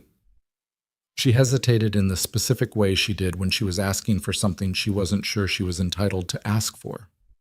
This week, can we have dinner? The 3 of us, or just us, whichever works. She paused. I want to see your face when I say it. I've been working out what I want to say for 10 days, and I want to say it to your actual face. Thursday, he said. Maya's at my mom's Thursday night. Thursday, she said. Just us. Just us. He exhaled. Sophia. What? Whatever you're working out, I already know the shape of it. A long quiet. I know you do. Her voice had gone soft at the edges, the way it went when she stopped managing it. I know you do, but I need to say it anyway. Then Thursday. Thursday. Thursday arrived in the particular way that days you have circled on a mental calendar arrived, present and almost routine on the surface, with a current running underneath it that made everything feel slightly louder than usual. Ryan picked up Maya from daycare, fed her dinner, and drove her to his mother's place. His mother, Janet Brooks, was a small, sharp woman in her late 60s who had managed a hardware store for 30 years and approached most situations with the pragmatism of someone who had seen a great many things break and had learned to fix most of them. She met him at the door and took Maya's bag. Maya immediately began telling her about the horse and cloud drawing, having clearly identified it as the week's most significant development and one that deserved wide distribution. His mother hugged Maya, handed her off to the living room, and looked at Ryan with the assessing attention she'd been aiming at him for 32 years. "You look different," she said. "I look the same." "You don't." She studied him. Something happened. He could have deflected. He was good at deflecting. But his mother was Janet Brooks, and she had been reading him since before he could reliably form sentences, and deflection was at best a delay. "I had a conversation," he said, "with Sophia last Saturday." His mother's expression shifted in a way that suggested this was not news. At the graduation party, Carol said something accidentally in front of people about how Sophia talks about me. His mother nodded slowly. "And?" "And we talked, and some things got said that hadn't been said." His mother looked at him for a long moment. Then she reached out and straightened the collar of the old jacket, an echo of what Sophia had done on the porch, and said, "That took long enough. Mom, I'm not being unkind. I'm being accurate." She patted his chest once, the way she'd patted it when he was 8 and had fallen off his bike. The same gesture for the same fundamental purpose. "You'll be fine," and stepped back. "Sophia Sterling is a good woman. I know. She loves that little girl in there. I know that too. Do you know what you're doing?" "No," he said honestly. "Good." She nodded like that was the right answer. Nobody knows what they're doing with important things. Anybody who says otherwise is selling you something. She looked past him toward his car. "Go, she's waiting." "I didn't say where I was going." Ryan. His mother gave him the look she'd been giving him for 3 decades, the one that said she knew more than she said and had the patience to wait for the rest of it. "Go, Antichkaskie." They were meeting at a restaurant on the north side that neither of them had a history with. Sophia had texted him the address Tuesday morning with the brief, specific explanation. Neutral territory, no memories, no associations, just us and food. He had responded, "You have been thinking about this dinner for 4 days." She had responded, 5. He arrived, and she was already there. She was sitting at a corner table with a glass of water and her phone face down on the table, which was how she sat when she was making a deliberate effort not to fill the weight with work. She was wearing something he hadn't seen her wear before, a deep burgundy blouse, softer than her usual professional palette, and her hair down, which was, he now understood, her way of telling him she wasn't performing anything tonight. She looked up when he came toward the table and something crossed her face. Relief, mostly. The particular relief of a person who had been waiting and had been managing that waiting and was glad it was over. "You're on time," she said. "I'm always on time." "You were 2 minutes late to the party." "I was 2 minutes early to the party and you moved the goalposts." He sat down. The waiter came and they ordered drinks, and they were both quiet for a moment. Not the loaded quiet of the laundry room, not the careful quiet of the kitchen later. This was a different kind. The quiet of 2 people who knew each other deeply and were about to do something that would permanently alter the map of everything. "How's Maya?" she asked. "She told my mother the horse cloud story. My mother pretended this was new information and listened like it was." "Your mother is a good woman." "She told me to come." Sophia raised her eyebrows. "She knew about tonight?" "She guessed. She said it took long enough." Sophia looked at the table, the corner of her mouth pulled. "She's not wrong." Their drinks arrived. They ordered food, and then the waiter left and they were back in the quiet, and there was no more ordinary business to conduct, and Sophia looked at him across the table with the expression of someone who had come too far to turn back. "Okay," she said. "Okay."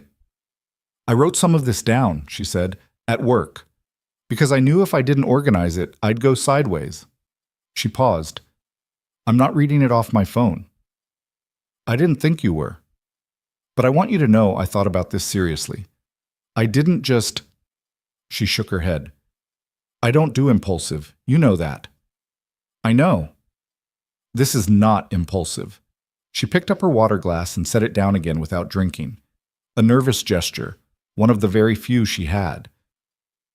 When you were going through things, after Maya's mother, in the year after, do you remember that February, about 8 months after? You called me at midnight and you said you didn't know how to keep doing it, and I came over.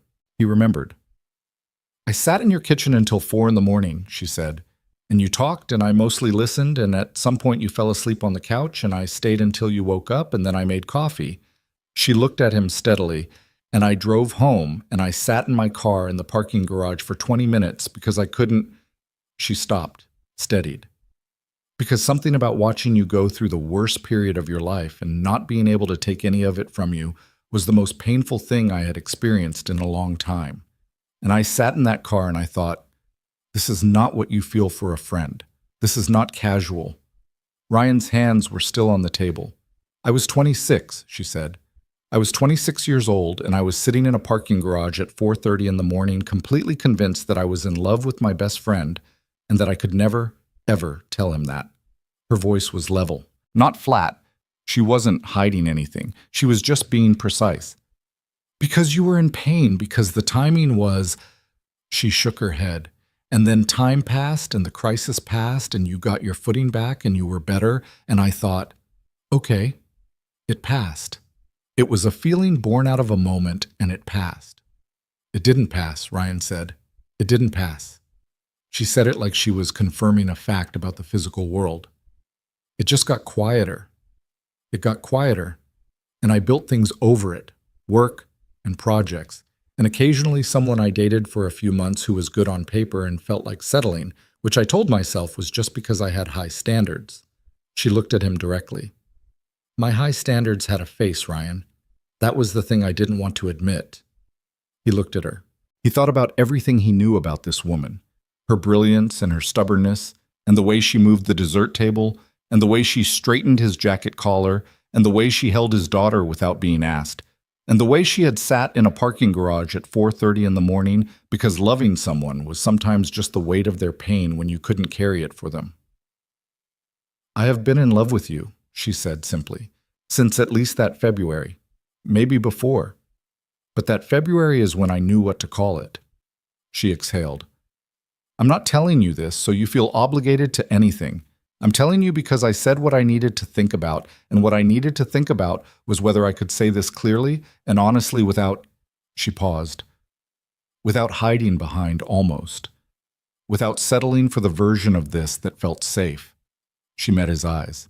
You said in the laundry room that you called it friendship because you were afraid of losing me. I did the same thing, for the same reason, and I'm tired of doing that.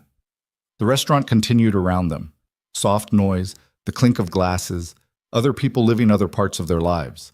Ryan sat across from the woman who had been the fixed point of his life for 6 years and felt the fear, the real fear, the foundational one, not leave him exactly, but change, become something smaller than the thing underneath it.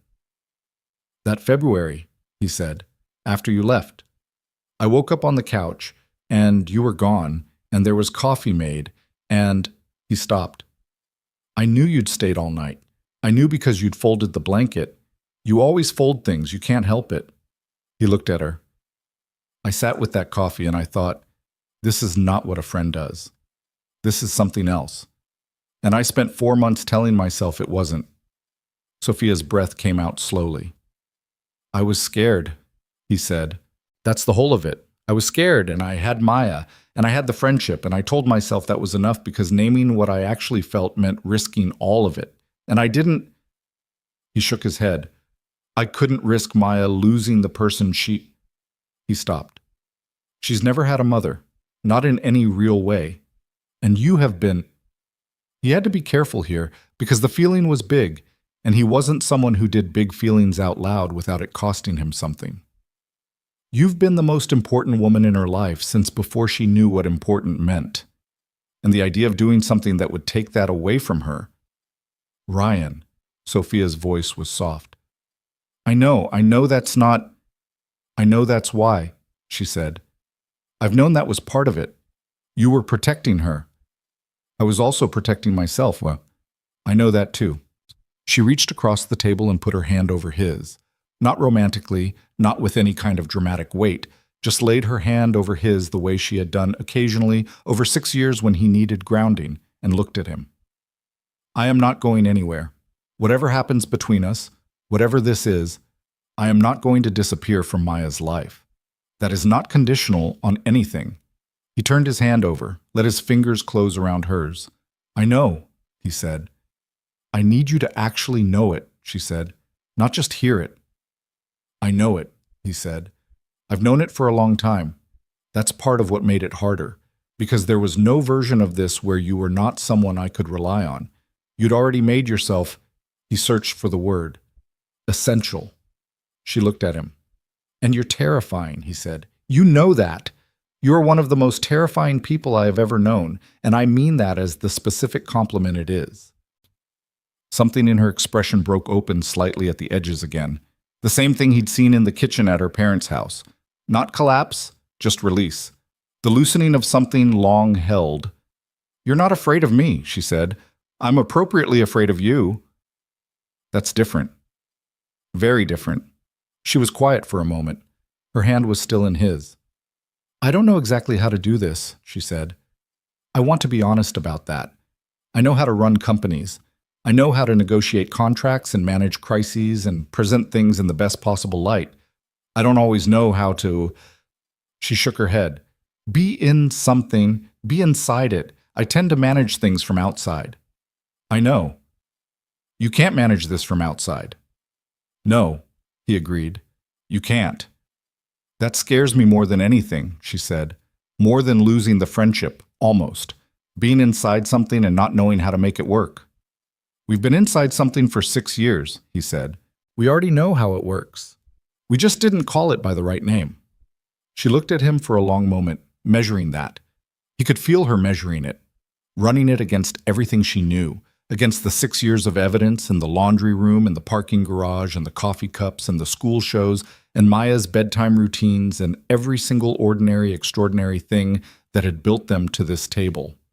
The food arrived and they both laughed slightly at the interruption, the slightly absurd punctuation of a waiter appearing with plates precisely when the conversation had reached its most honest point.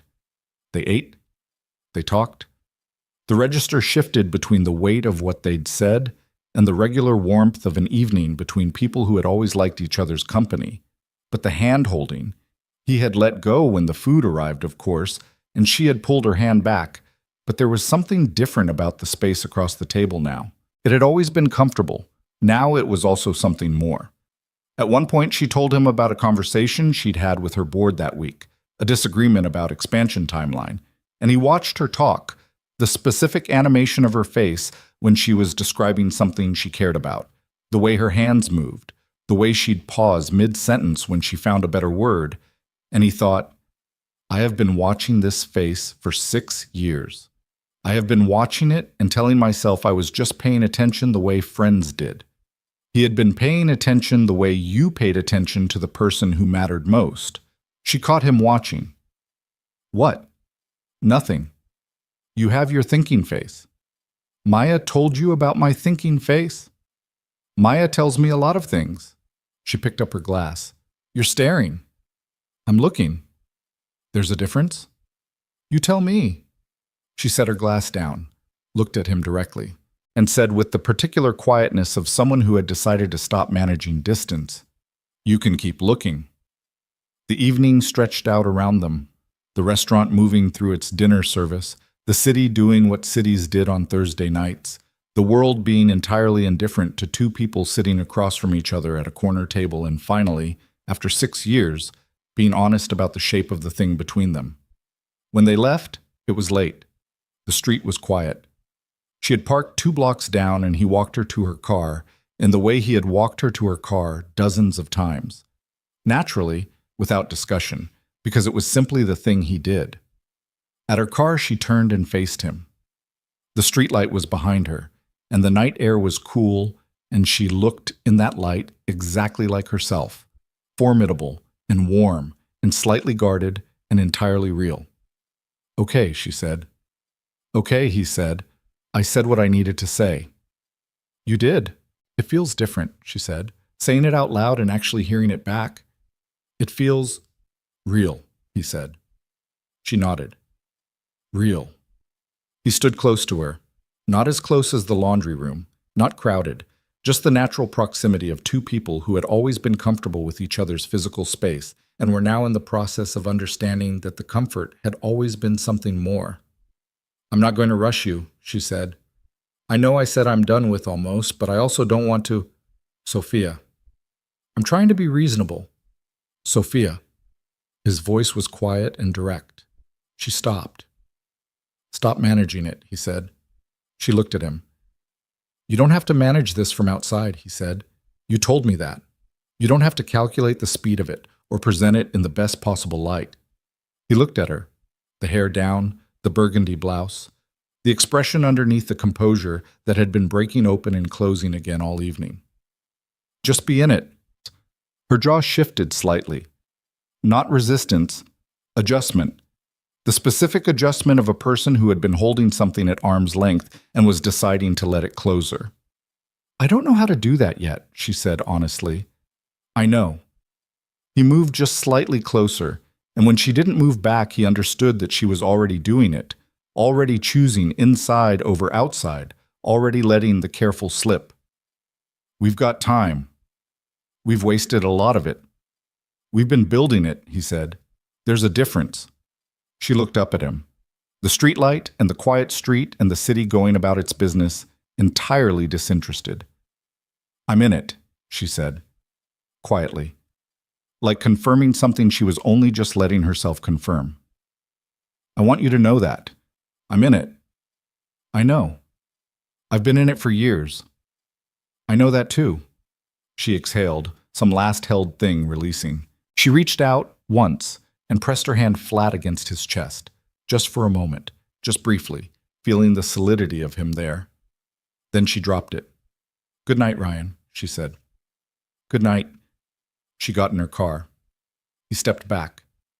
He watched her pull away from the curb and drive down the quiet street and disappear around the corner, and he stood on the sidewalk for a long moment in the cool air. He felt something that he recognized as having been there for years, underneath the other names he'd given it. It was wide and steady, and a little frightening, and entirely certain. He walked back to his car. He drove home through the quiet city. He sat in his apartment in the dark for a few minutes and thought about parking garages, and folded blankets, and coffee orders and jacket collars, and a 5-year-old girl who noticed when people did their thinking faces. He thought about Sophia sitting across a table from him and saying, "I'm in it," with the directness of someone who had spent a long time being afraid and had finally decided that the thing on the other side of the fear was worth it. He picked up his phone, typed, "Home, 3 minutes." Then, "I know, I watched you leave." He stared at the message. Then, "Good night, Ryan." He set the phone down on the coffee table and sat in the quiet apartment and let himself feel the full size of what was happening, not managing it, not naming it something smaller, just letting it be as large as it actually was. It was very large. That was okay. Part 4. Lưu ý. Viết 6.000 đến 6.500 từ liên kết liên mạch với các phần trước trong câu chuyện và hội thoại tạo thành một câu chuyện liên mạch khi ghép lại. Mỗi phần liền mạch với phần trước không giới thiệu lại câu chuyện ở đầu phần mới. Liên kết các phần của câu chuyện một cách liền mạch. Sử dụng câu chuyện tiếp giữa các phần.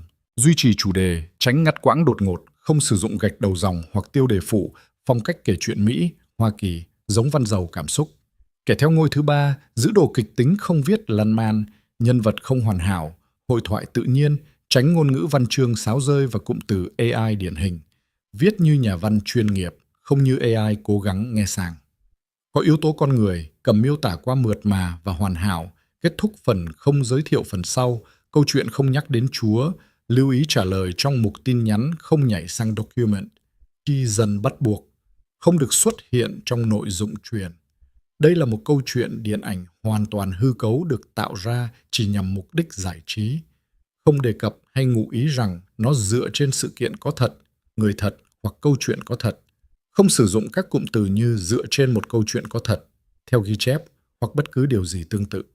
Tất cả các nhân vật, địa điểm, tổ chức và sự kiện phải hoàn toàn hư cấu. Show more 1514 Part 4.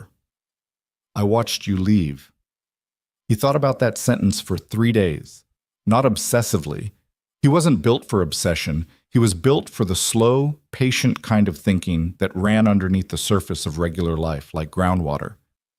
But it was there, the image of her sitting in her car at the end of that block, watching his taillights disappear, and then picking up her phone to tell him so. The specific smallness of that admission, I watched you leave, from a woman who did not offer small admissions freely, who had spent 6 years building excellent architecture around the things she felt. She'd sent it anyway. He went to work Monday and thought about it between calculations. He picked Maya up from daycare and thought about it while she told him about the conflict she'd had with a boy named Carter over the proper use of the purple marker. He made dinner and thought about it and then stopped thinking about it, because there was a limit to how much a person could usefully think about 4 words, and he had reached it. He texted her Monday evening. Nothing significant. He'd seen a news story about a building collapse in another city and sent it to her with a single line about the foundation design, which was the kind of thing he knew she found interesting because she'd told him once, years ago, that she liked understanding how things were built. She responded within minutes with a question about the soil composition report, and they went back and forth for 20 minutes about structural failure modes, and it was entirely ordinary, and also, underneath, the continuation of everything that had been said across a restaurant table last Thursday. This was the shape of them now. The same surface, the different depth. Tuesday, she called him from her car on the way home from a site visit. He could hear the traffic in the background and the particular focused quality her voice had when she was driving and thinking simultaneously. I told Carol, she said, without preamble. Ryan moved to the living room and sat down. Maya was in her bedroom doing something that involved a lot of rustling and occasional announcements to her stuffed animals. What did you tell her? I told her that the thing she said at the party, the thing she didn't mean to say out loud. I told her it was accurate. A pause. She didn't say anything for a long time, and then she said she knew. Of course she knew. She said she'd known since the year you brought Maya to that Christmas dinner, and Maya fell asleep on the couch, and you carried her out to the car, and I stood at the window watching you buckle her in. Sophia's voice was even, but he could hear the texture underneath. She said the look on my face was... Another pause. She said she didn't need any more information after that. Ryan was quiet for a moment. He thought about that Christmas. He remembered the evening, but he hadn't known Sophia was watching from the window. He hadn't known that about her until right now, and it landed somewhere soft. How do you feel? He asked. Strange. In a good way, I think. Like a thing that was hidden is in the light now, and I'm waiting to see what happens to it. She exhaled. She cried a little. Carol always cries. I know, but this was a different cry. This was... She seemed to search for the word. She hugged me for a long time, and she said she'd been waiting for me to figure it out. Her voice had a slight roughness now.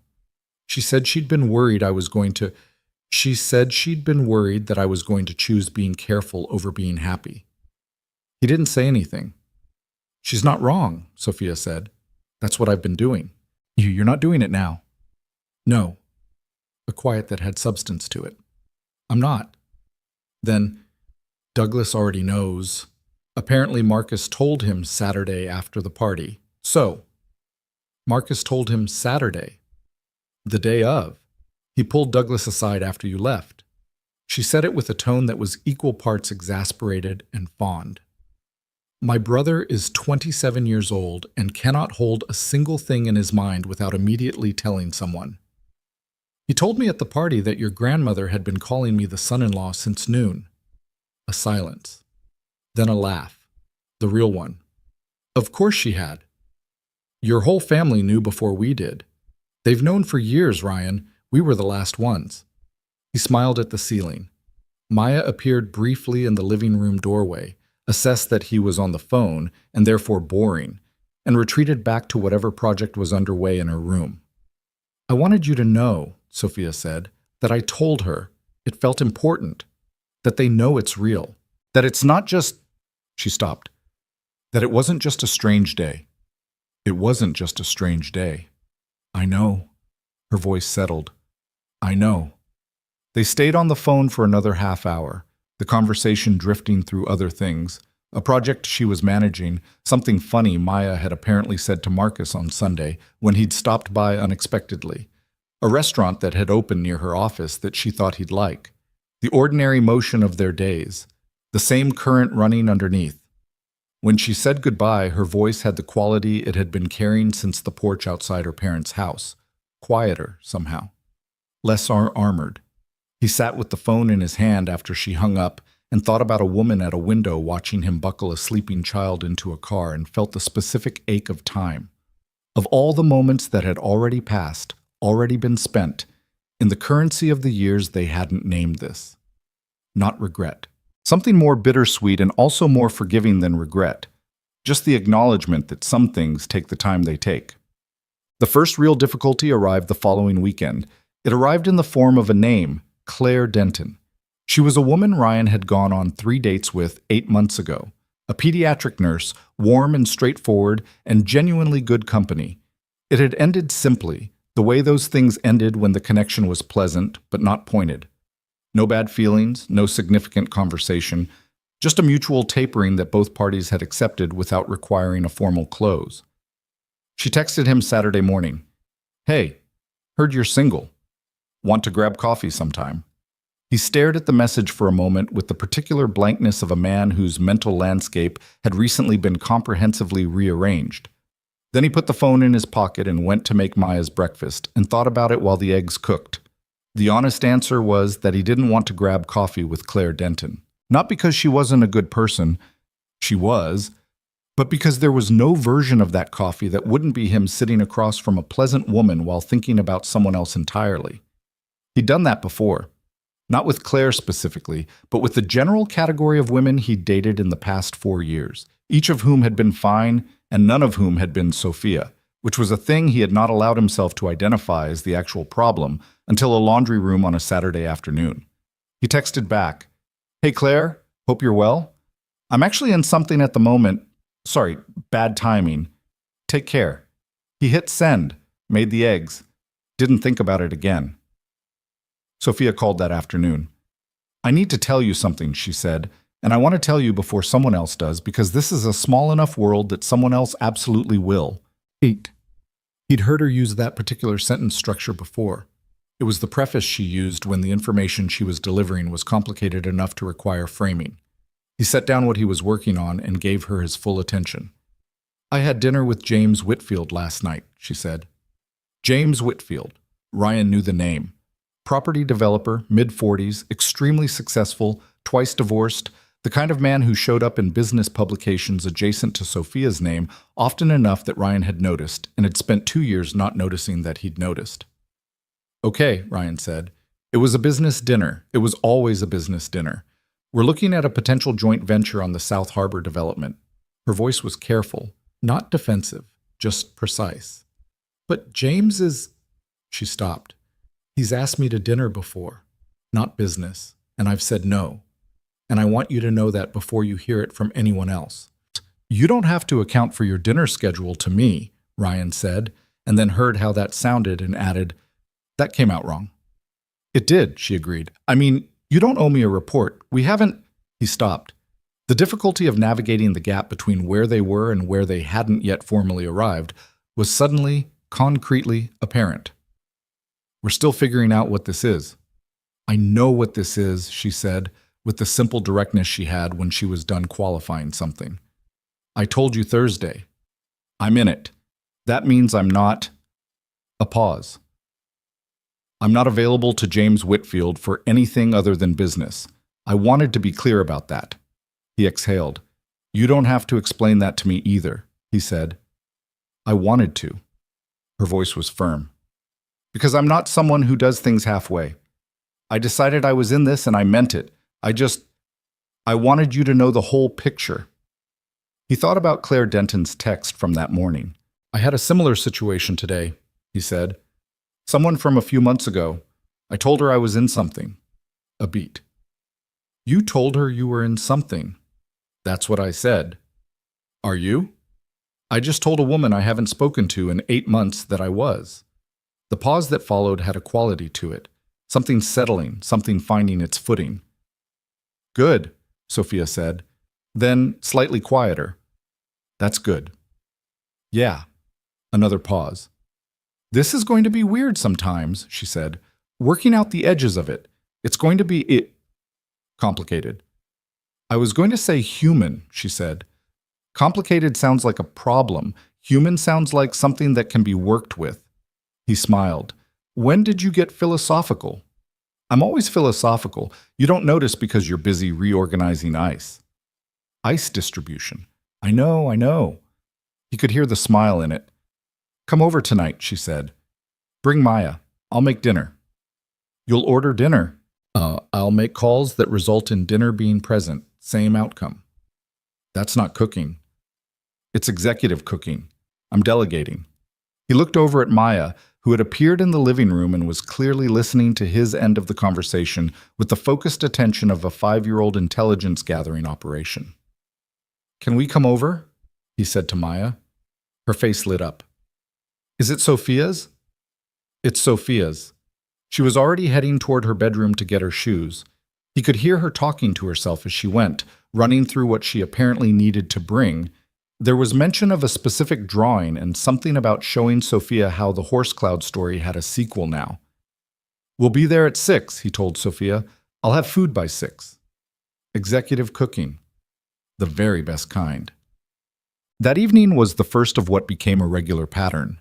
Not formalized, not discussed as a thing being established, just the natural accumulation of evenings that began to happen with a new frequency. Dinner at her place, Maya occupying the kitchen island with drawings and commentary, while Ryan and Sophia talked over her head about adult things and occasionally below her head about Maya things, which was a distinction Maya appreciated in theory and tested the limits of in practice. Sophia's apartment was a large, clean space in a converted building on the west side. All high ceilings and gray-toned furniture and very good lighting that she'd put specific effort into because she spent a lot of time working at home and bad lighting, she had once explained to Ryan, was a choice that compounded poorly over time. There were books stacked on surfaces in the specific disorder of someone who was currently reading 5 things and didn't see the problem with that. There was a drawing Maya had made 6 months ago, a person with very round hands and what appeared to be a cloud crown, hung on the refrigerator with magnets. Maya noticed the drawing on her 3rd visit. You kept it, she said, standing in front of the refrigerator with her hands clasped behind her back, studying it with the critical assessment of an artist reviewing her earlier work. I keep all your drawings, Sophia said from behind the kitchen island. You have more? There's a stack in the drawer. She nodded toward the low cabinet by the window. I keep them. Maya considered this. Then she turned to Sophia with an expression of someone who had received information that required relocation. Why? Sophia paused, the way she paused when a question arrived from an unexpected angle. Because they're yours, she said, and I like knowing what you've been thinking about. Maya processed this. I think about horses a lot, she said. I know, I've noticed. And clouds. And sometimes dogs. She paused. And my dad. Your dad shows up pretty often, yeah. Maya nodded, satisfied with this accounting.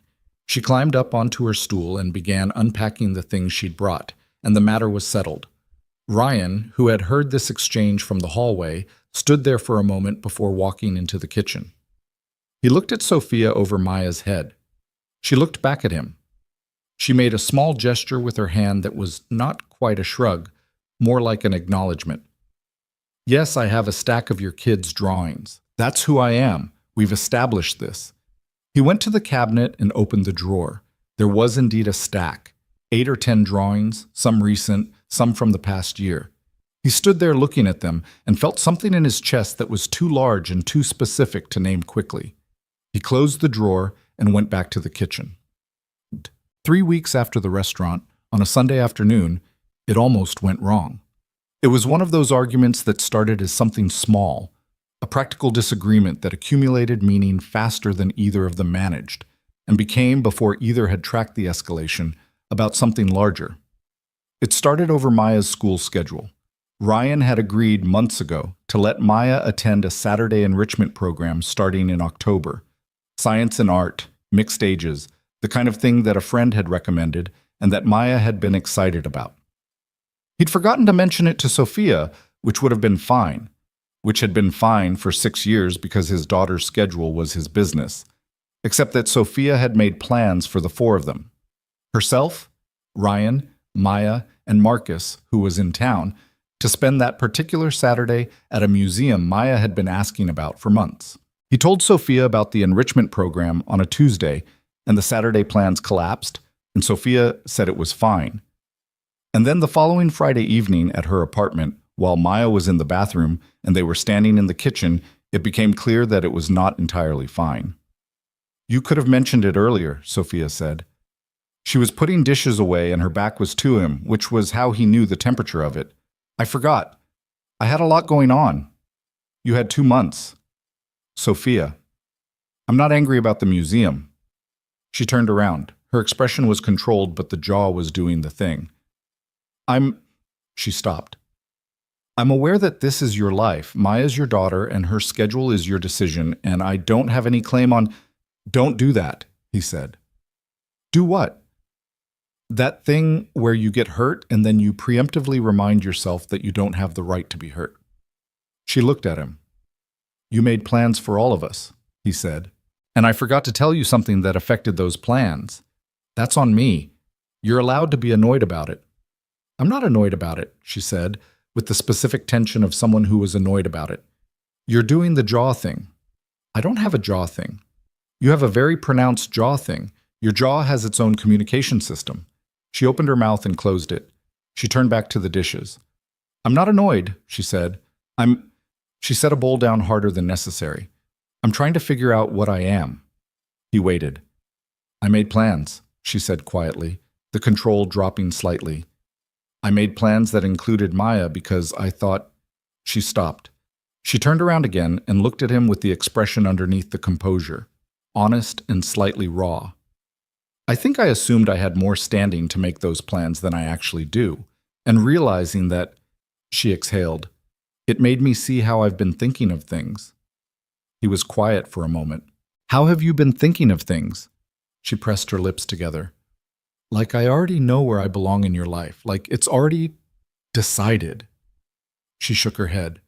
"And then something like this happens, and I realize it's actually not decided, not formally, and I don't know what I am in terms of—" She gestured, a frustrated motion that encompassed more than she was saying. "In terms of what I'm allowed to plan for, what I'm allowed to factor in." He crossed the kitchen and stood in front of her. "Sophia," he said. She looked at him with the expression of someone who was trying to hold composure and was finding the effort increasingly costly. "You want to know where you belong," he said. "I want to understand what I'm—" She stopped. "I don't want to be the person who assumes things that aren't hers to assume." "You're not assuming anything that isn't true," he said. "I don't know that." "You do." "Ryan." "You know," he said steadily. "You've been standing in my kitchen, and in this kitchen, and in my life, and in my daughter's life for years, and you know exactly where you belong. You just need me to say it out loud." She looked at him. Her jaw was doing its thing, but her eyes were something else. Open, searching, waiting for him to do the thing she'd told him she needed from him. The inside, not outside thing. The actual thing. "You're not a visitor," he said. "You haven't been a visitor in a very long time. And the plans you make that include Maya, you have every right to make those plans. I should have told you about the enrichment program the minute I signed the form. That's on me." He held her gaze. "But the standing you think you're not sure about. That standing is real. It's been real for years. We've just been calling it something else." Her exhale was long and slow and released something she'd been holding. "Okay," she said. "Okay." "I should have said that earlier," she said, instead of the dish thing. "The jaw was a pretty clear signal. Stop talking about my jaw." Maya came back from the bathroom, assessed the kitchen situation with the unerring accuracy of a child who read room temperature as a survival skill, and announced that she was hungry and wanted to know where dinner was. The evening moved on, but something had happened in that kitchen, something necessary. The first real friction of two people working out the edges of a new thing, the specific kind of difficulty that was not a problem but a process, not smooth, not perfectly managed, just real. Real could be worked with. Sophia had said that. He was starting to understand what she meant.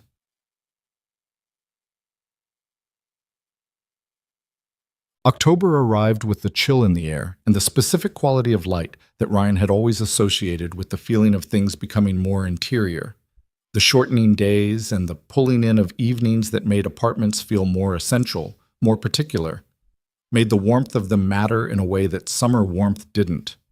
Maya's school show was in the third week of October. She had been preparing for 3 weeks. The program was a mixed-age performance. Songs, a short piece of spoken word, a section where the children described something they were learning about. Maya had been assigned a segment about weather patterns, which she had accepted with tremendous seriousness and prepared for by asking Ryan approximately 40 questions about clouds. He had texted Sophia about it the week after the restaurant dinner, because of course he had. Maya's school show, October 19th. She wants you there. Sophia had responded, I'll be there. No qualification, no checking of schedule, no deliberation. The show was on a Tuesday evening. Ryan sat in the third row with his mother on one side and the empty seat he'd saved on the other. He'd told Sophia the time twice, and she'd said she had a meeting that afternoon she needed to clear, but she would be there. She arrived 4 minutes before it started. He heard her before he saw her. The slight rustle of someone moving quickly down the row, the apologetic sounds made to knees that needed folding to let her past. She dropped into the seat beside him with her coat half off and slightly out of breath. Meeting ran over, she said quietly. I know. I walked the last 2 blocks. I know. You have a leaf in your hair. She reached up, found it, made a face that was somewhere between irritated and faintly amused, and disposed of it in her coat pocket. She settled in her seat. She was looking at the stage where the program hadn't started yet. Children were lining up at the sides. Teachers were adjusting microphones. Parents were taking photos. Where is she? Sophia asked. Left side. Blue cardigan. She found Maya. And Ryan watched her find Maya and watched the expression on her face change. That softening, specific and involuntary, that happened when she looked at his daughter. The same expression he'd been watching for 5 years and had called fondness and had been something considerably more than fondness the whole time. Maya, from the side of the stage, was scanning the audience. She found Ryan first, waved with her whole arm, visibly delighted. Then she found Sophia. The wave changed. It became something more, some specific version of recognition and joy. The particular kind that happened when someone you hoped would be there was actually there. Sophia waved back. Ryan's mother, on his other side, reached over and patted his knee once without comment. He didn't look at her. He was looking at his daughter and the woman beside him, and the look that had passed between them across a school auditorium, and thinking about all the ways you could miss what was directly in front of you and all the ways it was possible to stop missing it. The program started. Maya's segment came in the middle. She walked to the center microphone with the careful focus of someone managing performance nerves and not letting them show. She looked out at the audience for a second, and Ryan watched her take a breath. She projected. Sophia beside him sat up slightly straighter. She began to clap before Maya had finished her first sentence. Not loud, not disruptive, just the steady grounding rhythm of someone telling a child across a room. I can hear you. Keep going. Maya heard it. He could see it in her posture. The small adjustment, the confidence finding its footing, the voice carrying better in the second sentence than the first. Sophia's shoulder was against his. He didn't move away from it. Neither did she. Quote, after the show, the school had refreshments in the hallway. The standard parent event spread of cookies and juice in paper cups. Maya found them in the crowd with the directness of a child who knew exactly who she was looking for, and she came at them with arms out and flung herself at Sophia first. Ryan's mother made a sound beside him that was not quite a word. Sophia caught Maya and held her. Not awkwardly, not with the managed care of someone doing the right thing. The way you held a child you had known since before she could ask to be held. You projected, Sophia said. Maya, still in the hug, said, I practiced. I could tell. Could you hear me from the back? I could hear you from the front. That's where the bar starts. Maya pulled back and looked at her with the expression of a child receiving precise and useful feedback and appreciating it. The girl next to me was too quiet, she said confidentially. You can't control other people's volume, Sophia said. Only yours. Maya considered this as professional wisdom, nodded once, and turned to accept her grandmother's congratulations. Ryan looked at Sophia over his daughter's head. She looked back. There was no particular expression on her face. She was just there, slightly flushed from the walk, coat finally fully off, looking at him in the ordinary way she looked at him, which was also, always, the other way. She was great, Sophia said. She was, Ryan said. She's going to be terrifying when she's older. She already is. Gets it from her dad. He looked at her. She looked back, and the smile at the corner of her mouth was the real one. The slightly unguarded one. The one with the left side dimple. The one she couldn't quite control when something actually landed. His mother materialized beside them and introduced herself to Sophia with the firm handshake of a woman who had been waiting for an appropriate moment and had decided this was it. Janet Brooks, she said, I've heard about you for 6 years. Sophia Sterling.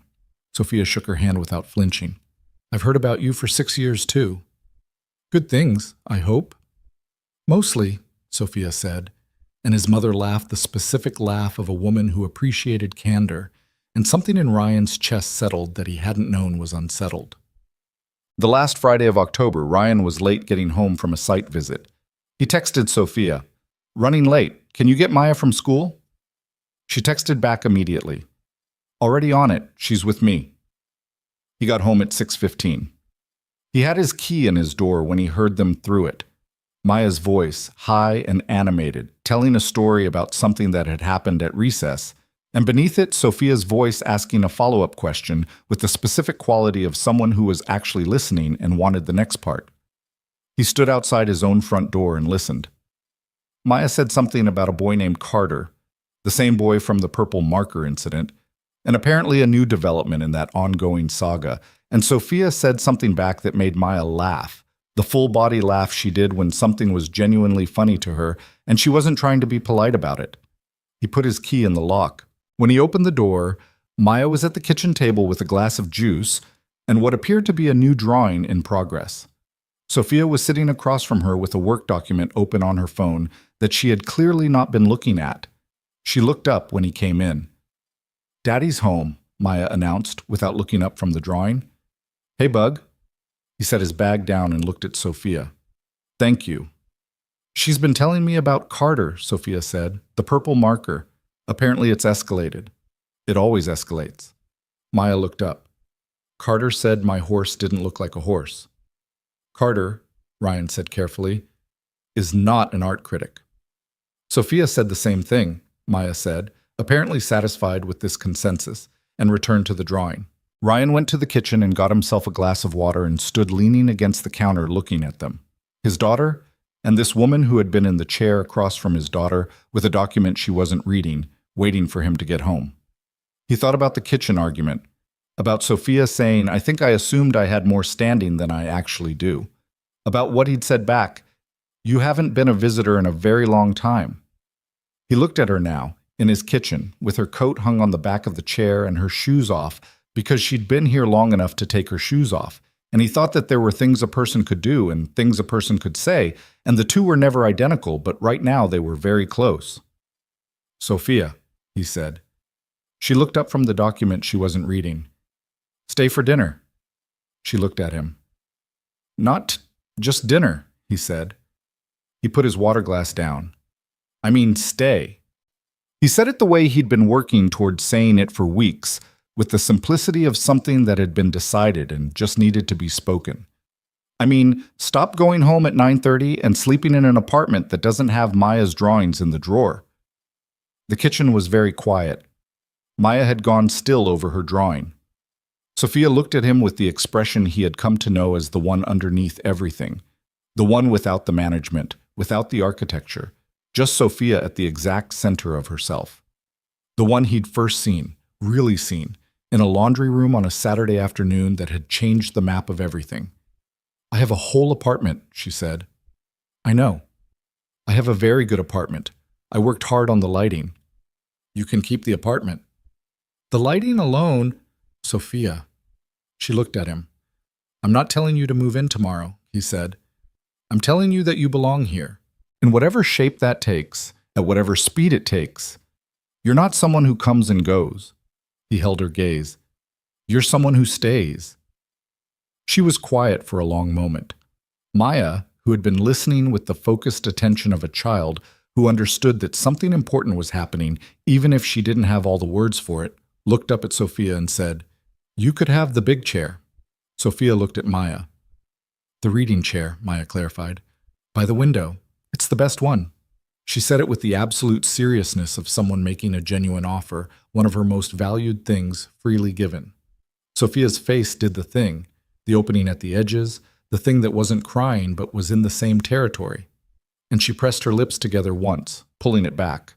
"That's a very good chair," she said. "It's the best one," Maya confirmed and went back to her drawing. Sophia looked back at Ryan. He waited. She reached over and straightened a dish that didn't need straightening.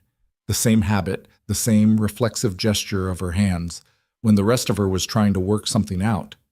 Then she looked up at him with the directness that was the truest thing about her. "Okay," she said. "Okay?" he said. "I'll stay for dinner." A pause, the corner of her mouth, "and we'll figure out the rest." He crossed the kitchen. He stood close to her. Closer than the restaurant, closer than the porch, closer than any of the careful distance he'd been maintaining out of the patience she'd asked for, which he had kept, which had cost him something, and which had also been exactly right. She looked up at him. "We're done being careful," he said. It was not a question. She looked at him for a half-second that contained everything.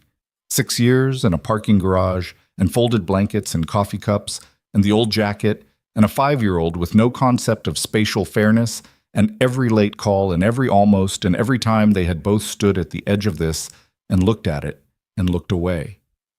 "We're done," she said. He kissed her. Not tentatively, not with the performance of someone making a significant gesture. He kissed her the way you did something you'd been working toward for 6 years, with the specific certainty of knowing exactly where you were and who you were with, and that this was the thing that was true. She kissed him back. Maya, at the kitchen table, made a short, emphatic sound that was clearly approval, and then said, "Can we have pasta tonight?" Ryan pulled back. Sophia was looking at him with the real smile, fully unguarded this time, the dimple present and accounted for, eyes bright. He looked at his daughter. "We can have pasta. With the cheesy thing on top." "With the cheesy thing on top." "Okay." She returned to the drawing. "That's good." Ryan looked back at Sophia. She shook her head slightly in the way she did when she was trying not to fully smile and failing at it. Her hand was still lightly against his chest. She'd reached up at some point during the kiss and hadn't moved it yet. She moved it now, but slowly. And she didn't step back. The apartment was warm and small and real, with a child's drawing on the table and a jacket on the hook by the door, and a woman who had stayed, finally, in the place where she had always belonged. Part 5. Lưu ý, thus, viết 6.000 đến 6.500 từ liên kết liên mạch với các phần trước trong câu chuyện và hồi thoại tạo thành một câu liền mạch khi ghép lại.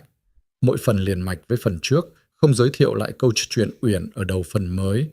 Liên kết các phần của câu chuyện một cách liền mạch, sử dụng câu chuyện tiếp giữa các phần, duy trì chủ đề, tránh ngắt quãng đột ngột, không sử dụng gạch đầu dòng hoặc tiêu đề phụ, phong cách kể chuyện Mỹ, Hoa Kỳ, giống văn giàu cảm xúc. Kể theo ngôi thứ ba, giữ đồ kịch tính không viết lan man, có quan điểm cá nhân, thông điệp, bài học, góc nhìn con người. Nhân vật không hoàn hảo, hội thoại tự nhiên, tránh ngôn ngữ văn chương sáo rơi và cụm từ AI điển hình, viết như nhà văn chuyên nghiệp, không như AI cố gắng nghe sàng. Có yếu tố con người, cầm miêu tả qua mướt mà và hoàn hảo, phần 5 giải quyết hết vấn đề và kết thúc trọn vẹn câu chuyện không nhắc đến Chúa. Lưu ý trả lời trong mục tin nhắn không nhảy sang document. Tri dân bắt buộc không được xuất hiện trong nội dung truyền. Đây là một câu chuyện điện ảnh hoàn toàn hư cấu được tạo ra chỉ nhằm mục đích giải trí, không đề cập hay ngụ ý rằng nó dựa trên sự kiện có thật, người thật hoặc câu chuyện có thật. Không sử dụng các cụm từ như dựa trên một câu chuyện có thật, theo ghi chép hoặc bất cứ điều gì tương tự. Tất cả các nhân vật, địa điểm, tổ chức và sự kiện phải hoàn toàn hư cấu. Show More 15 giờ 19 phút Part 5. The pasta had too much salt. Ryan noticed it first. The slightly over-seasoned quality of the sauce that happened when he was distracted and added a second pinch without remembering the first. He waited for Sophia to notice, because she always noticed, and she did, about 4 bites in. She looked at the bowl and then at him and said nothing, just reached across the table for the water glass with the expression of someone making a gracious adjustment. Maya ate 2 full bowls and asked for more cheesy thing on top. That was dinner. That was the kitchen. That was the evening where everything changed and the pasta was slightly too salty, and a 5-year-old offered her best chair to the woman who had been collecting her drawings in a drawer, and nobody gave a speech about it. That was how real things happened, not in the version where everything lands perfectly, in the version with the salt.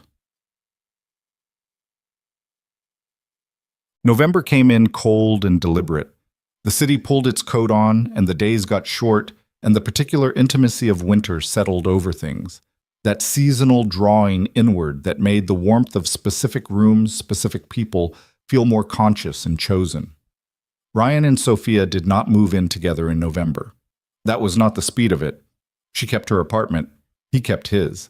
But the space between them had changed in the specific way that space changed after something was decided. It had become porous in a way it hadn't been before. She had a key to his apartment by the second week of November, which had happened practically and without ceremony when she'd been there with Maya on a day he was running late from work, and it simply made sense for her to have it. He had a drawer at her place by the 3rd week, because he'd left a change of clothes after staying late one Tuesday, and she'd told him to stop cycling the same things through a bag like he was a visiting relative and had cleared a drawer. He'd stood in front of that empty drawer for a moment before putting anything in it, the way you stood at the edge of a thing before stepping into it. He stepped into it.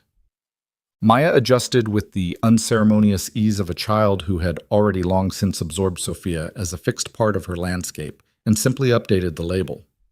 There was no period of confusion or difficulty. There was one conversation about 2 weeks into November when Maya was in the bathtub and called through the door with the directness of a 5-year-old who had been processing something privately and had arrived at a question. "Daddy?"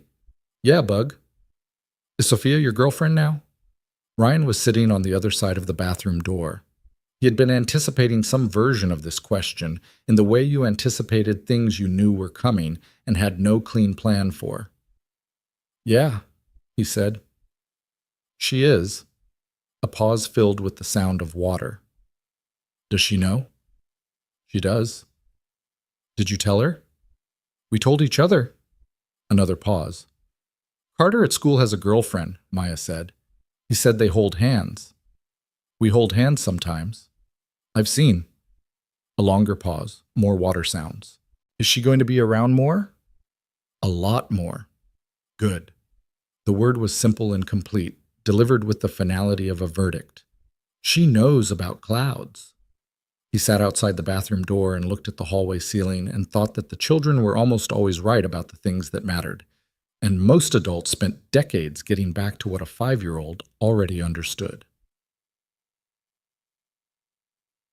Sophia told him about the drawer conversation with her mother in early December, sitting in his living room on a Sunday afternoon with a mug of tea she'd made herself because he'd run out of the specific kind she liked, and she'd found a backup in the back of the cabinet and decided it would do.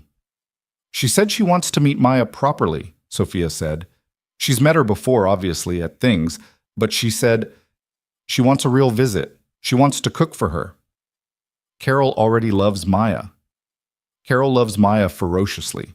That's the word she used, ferociously. Sophia looked at her tea. She cried again. Carol cries at most things. This was a good cry. Sophia's voice was quiet. She said she was glad the waiting was over. She paused. I didn't know she thought of it as waiting. I didn't know she'd been. She stopped, watching that closely. Your family has been watching this longer than we have. I know. She looked up at him. Your mom, too. My mom knew before I did. I think she knew before I knew I was capable of the feeling. Sophia looked at him with the directness she used when she was taking something in rather than managing it. Does that bother you? That it was that visible? He thought about it honestly, the way she'd asked him to. Not the polished answer, the real one. A little, he said. There's something in it that feels like I wasn't as private as I thought I was. You weren't. No, he exhaled. But I also think if it had been less visible, maybe we'd have been less, he searched, less accountable to it. When Carol said what she said at the party, we couldn't look away anymore. Maybe we needed somebody to say it out loud. Sophia was quiet for a moment. I've thought about that, about whether we would have gotten here without the party. I think we would have eventually. Eventually is doing a lot of work in that sentence. He looked at her. We got here, he said. That's the part that matters. She held his gaze for a moment. Then she put her tea down and moved across the couch toward him, and he put his arm around her and she leaned her head against his shoulder with the weight of someone who was not performing ease, but actually felt it. They sat like that while Maya napped in the other room, and the Sunday light went gold outside the window, and the apartment held them both in the specific, unremarkable warmth of an ordinary afternoon that was also everything. The harder thing, the thing that didn't resolve as cleanly as the key and the drawer and Maya's matter-of-fact acceptance, was Sophia's own interior work. She had warned him about it in the restaurant. She had said, I don't always know how to be inside something. I tend to manage things from outside. She had not been wrong about herself. There were moments in those early months when the management instinct kicked in, and she put distance between herself and whatever she was feeling with the efficiency of a person who had been doing it so long it happened before she consciously chose it. Ryan learned to recognize those moments, not because she withdrew dramatically. Sophia Sterling did not do dramatic withdrawal, but because a particular quality entered her voice, a small over-precision, a sentence that was technically kind but had a slight glass quality to it, transparent and a little hard. The first time it happened after the kitchen, he let it go and waited. The second time he said her name once, just her name, in the specific quiet way that meant, I see it, it's okay, come back. She looked at him when he did that, both times, and came back. Not immediately, not without the friction of it, but she came back and he was there when she did. And that was the shape of the work they did. Not dramatic repair, not clean resolution, just the patient and ongoing practice of two people who had chosen each other and were committed to deserving the choice. He was not perfect in it either. He had his own habits.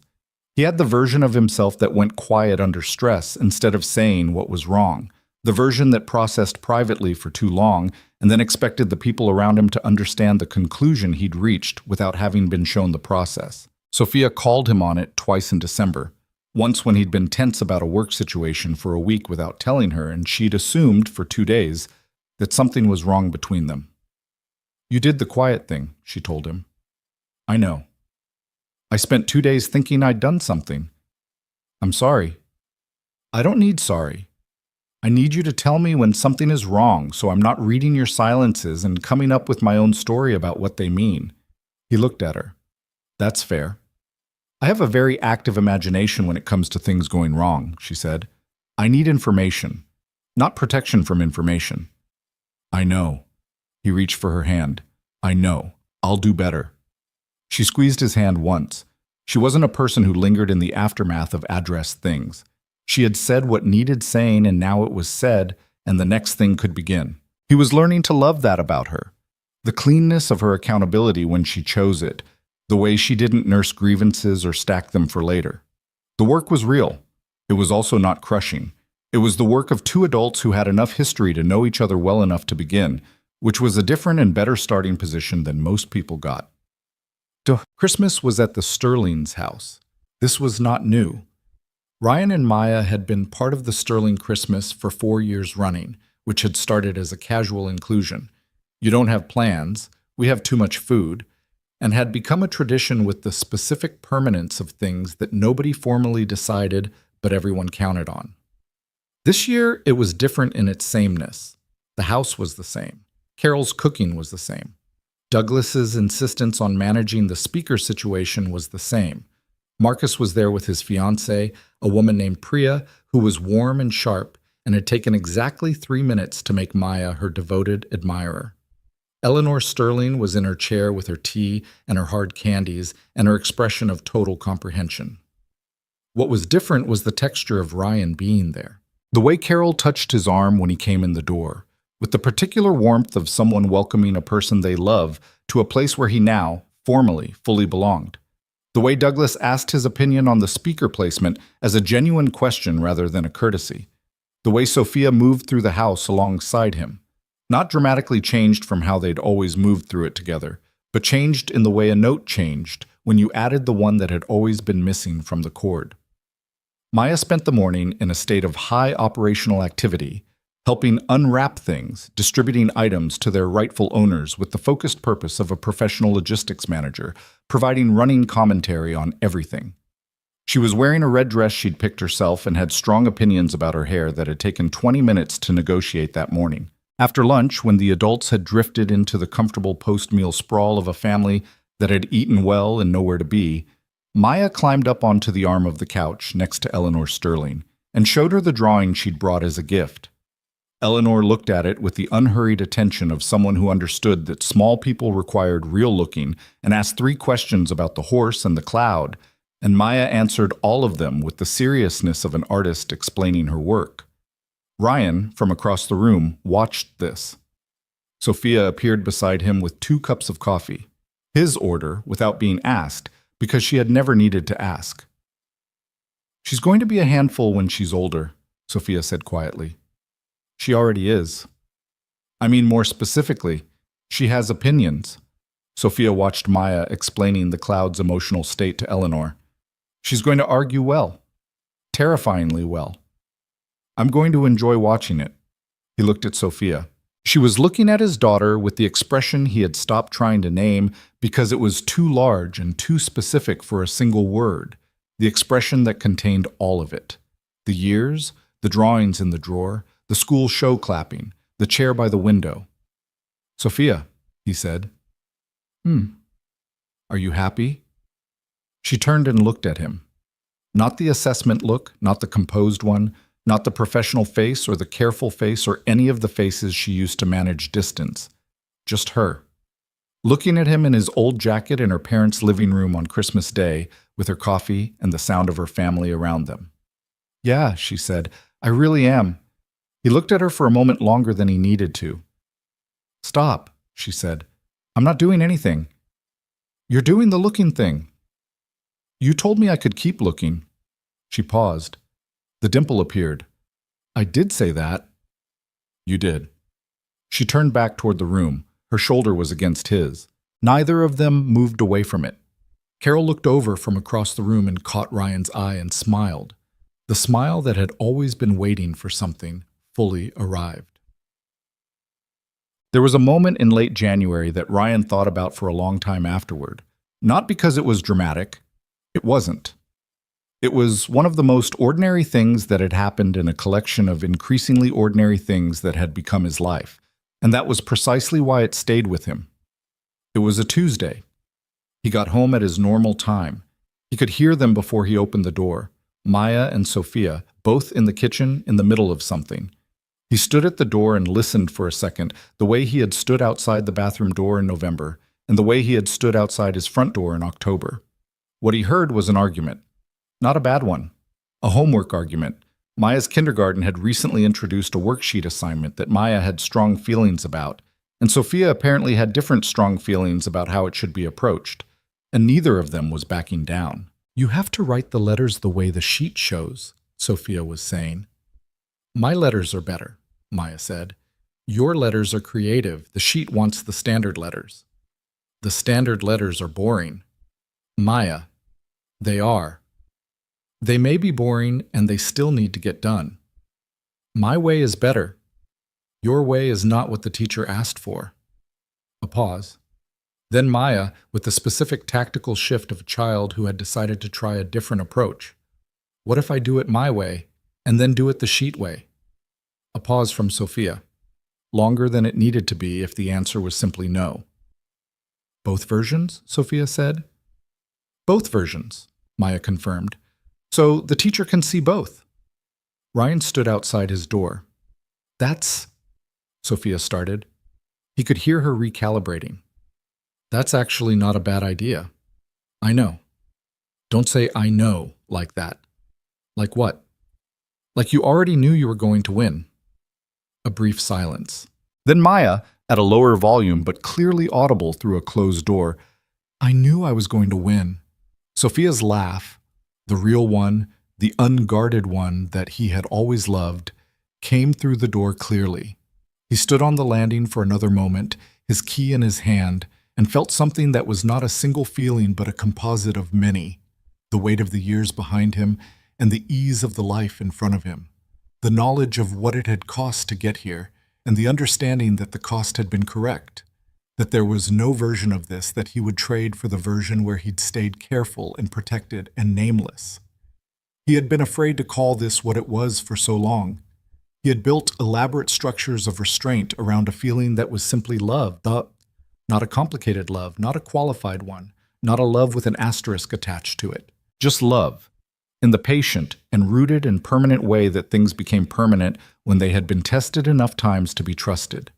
The love he had for his daughter was the first thing that had restructured everything. He had not known, before Maya, what it meant to love something more than you feared losing it. She had taught him that. She had been teaching him for 5 years, one sideways sleeping arrangement and one purple marker crisis at a time, that the things worth having were the things you stayed inside of. Sophia had been teaching him the same thing. It had just taken him longer to let the lesson land. He put his key in the lock. The front door opened and Maya's head appeared at the end of the hallway before he'd fully stepped inside. "Daddy," she announced, "I won." "I heard." Sophia laughed. "I heard that too. It means I was right." He took off his jacket and hung it on the hook, the old canvas jacket, faded and soft and still exactly itself. Being right and making someone laugh are different things, Bug. What if they're the same thing? He looked at her. She had flour on her left hand, which meant there had also been baking at some point, and her hair had lost the morning's careful styling and was doing its own thing, and she was looking at him with the expression that was entirely her own, direct and curious and certain in the specific way of a person who had never yet been taught to doubt herself, and with any luck wasn't going to learn it soon. "Sometimes," he said, "they're the same thing." She accepted this and disappeared back toward the kitchen. He followed her. Sophia was at the counter, the homework worksheet spread out in front of her, a second piece of paper beside it where Maya had apparently already started her creative version. There was a mixing bowl with what looked like the beginning stages of something baked. Sophia had flour on her sleeve she hadn't noticed. She looked up when he came in. "She won," Sophia said. "I know." She knew before the argument was over. She always knows. "That's alarming." "I've been alarmed for years." He moved into the kitchen and leaned against the counter beside her. "Is that a cake?" "It's an attempt." She looked at the bowl with the assessment of someone who had made a decision to try something and was reserving judgment on the outcome. "I found a recipe. Maya wanted chocolate." Maya always wants chocolate. "The recipe said it was simple." "Was it?" The recipe was optimistic. She picked up the mixing bowl and looked at the batter. "I think it's fine. I'm not sure." "I'll eat it regardless." She looked at him. "That's not the quality control I need?" "I'll eat it and tell you it was good regardless. You won't know the difference." She put the bowl down. She looked at him with the expression that was becoming one of his favorite things in the world, the one that couldn't decide between fond and exasperated and landed somewhere in the middle with the dimple showing. "You're going to be a problem," she said. "You've known that for 6 years." "I underestimated the scale of it." "No, you didn't." She looked at him for a moment. Then she shook her head once, the small private shake that meant she was conceding something she didn't need to say out loud. Maya climbed back onto her stool and picked up her pencil and looked between them with the even assessment of a child who understood the room perfectly and had the patience to wait until the adult moment passed.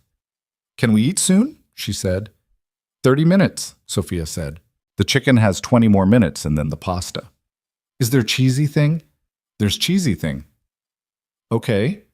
Maya bent over her homework. "That's good." Mine. The world, in the way of worlds, continued on its business. Sophia's company expanded into a new city in February.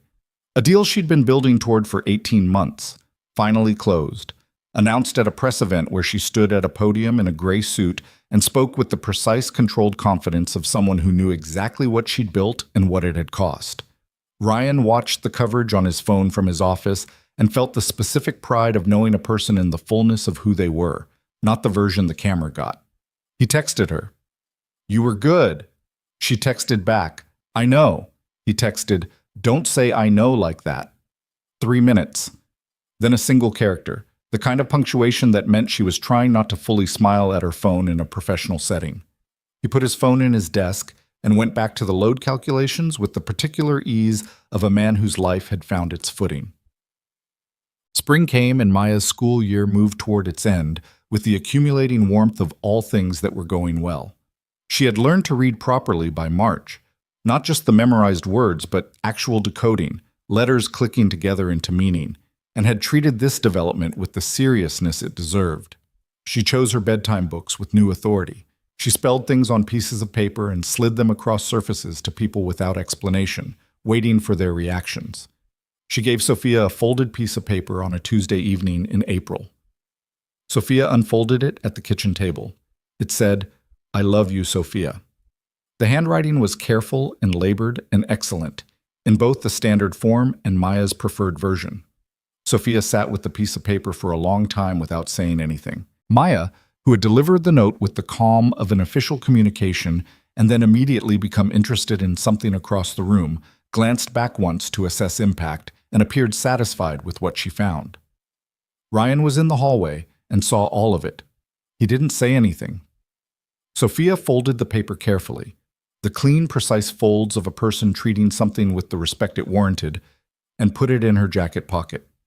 She pressed her hand flat against it once, the way she pressed her hand flat against his chest sometimes, feeling the solidity of the thing.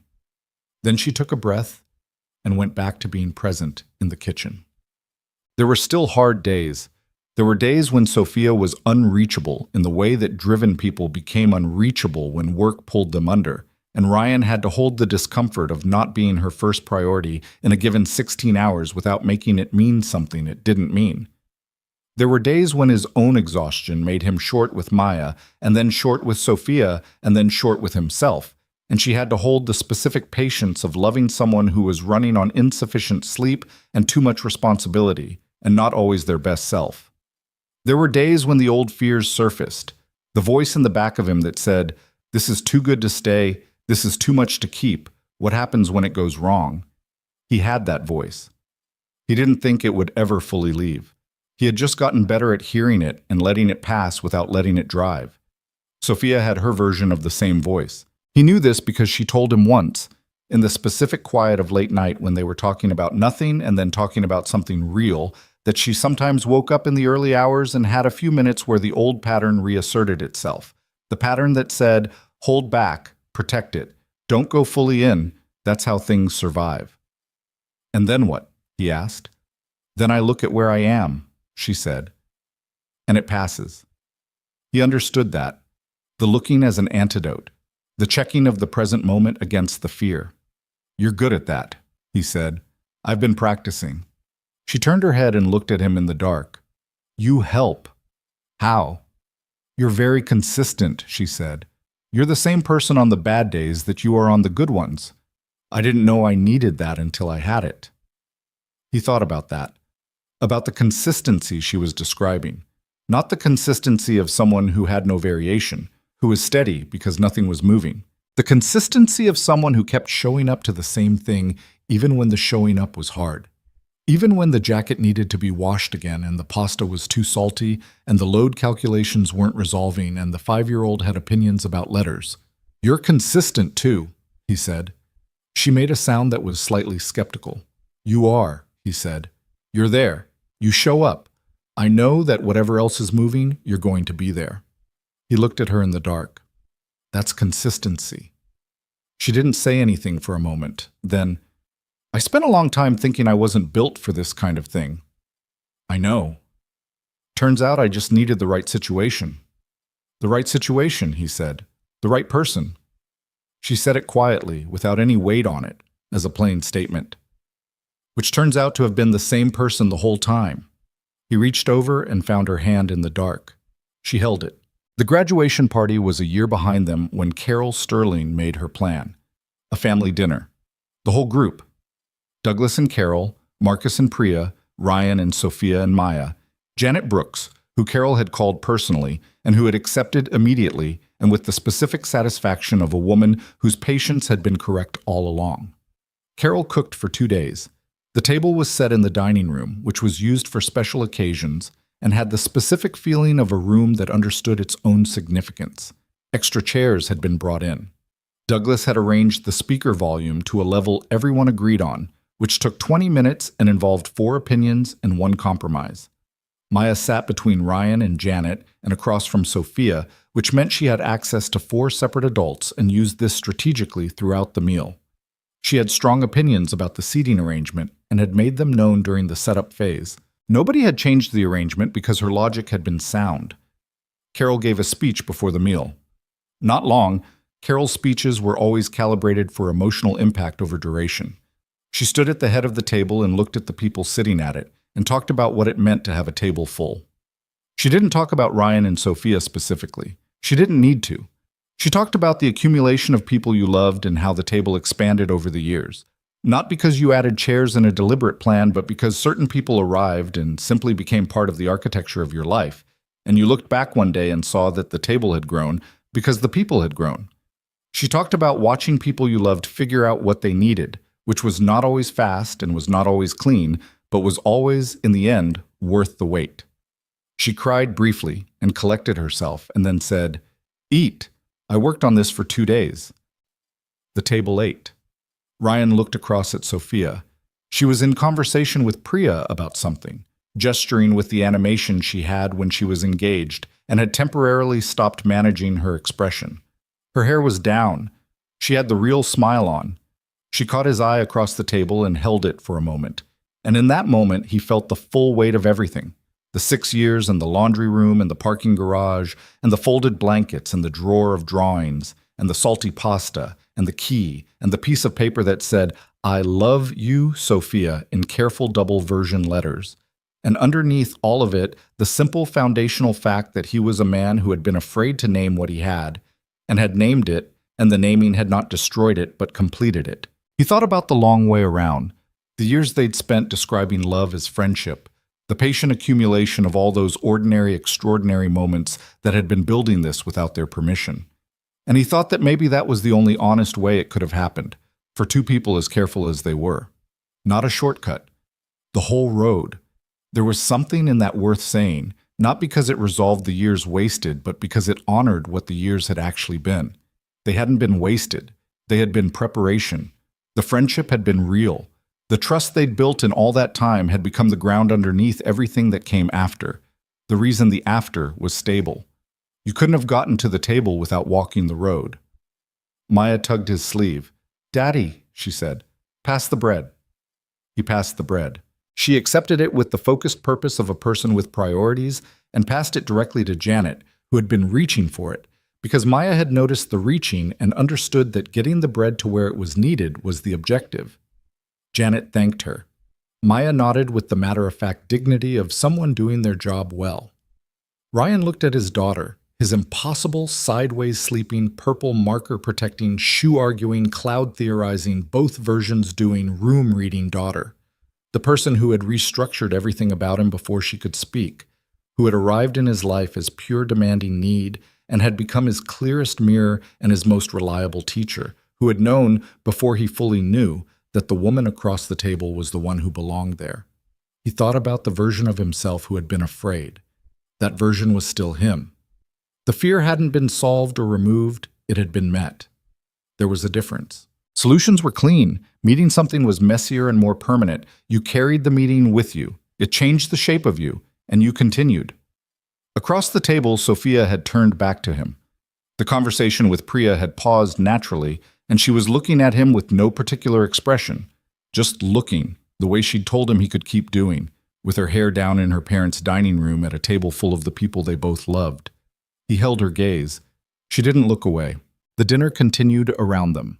Voices and laughter, and the sound of Douglas beginning what was clearly going to be a long story about the speaker system, and Marcus already preparing the expression of a man who had heard this story and was going to listen anyway, and Carol adding the details Douglas left out, and Janet laughing at the part that was genuinely funny, and Priya leaning toward Maya to look at something Maya was drawing on a napkin, because Maya had a felt-tip pen she had produced from somewhere and was putting it to use. The table was full. Not because it had been planned or earned or perfectly arranged, because people who loved each other had kept showing up, even when showing up was uncertain, even when they didn't have the right word for what they were showing up for. Because two people who had been, in the end, more afraid of staying afraid than of being honest. Because some tables grew not by grand design, but by the simple, stubborn accumulation of ordinary days in which the right people kept choosing each other. Ryan picked up his glass. Next to him, Maya was explaining the napkin drawing to Priya in the serious tones of an artist doing an exhibition walkthrough. Across from him, Sophia was watching Maya with the expression that contained everything. He thought, this is it. Not a peak. Not the top of something that would descend from here. Just the it. The daily, recurring, slightly salty, sometimes overscheduled, homework arguing, key having, drawer sharing, school show attending, drawing collecting, hand-holding, honest, imperfect, entirely real it. He was done being afraid of it. He had been done since a laundry room on a Saturday afternoon, but some things took time to fully inhabit. He was there now. He was in it. He looked at Sophia across the table, and she looked at him, and he thought, 6 years. She thought, I know. Neither of them said a word. They didn't have to. The table was full, and the evening was long, and somewhere in the middle of all of it, the last careful distance between them simply, quietly, closed.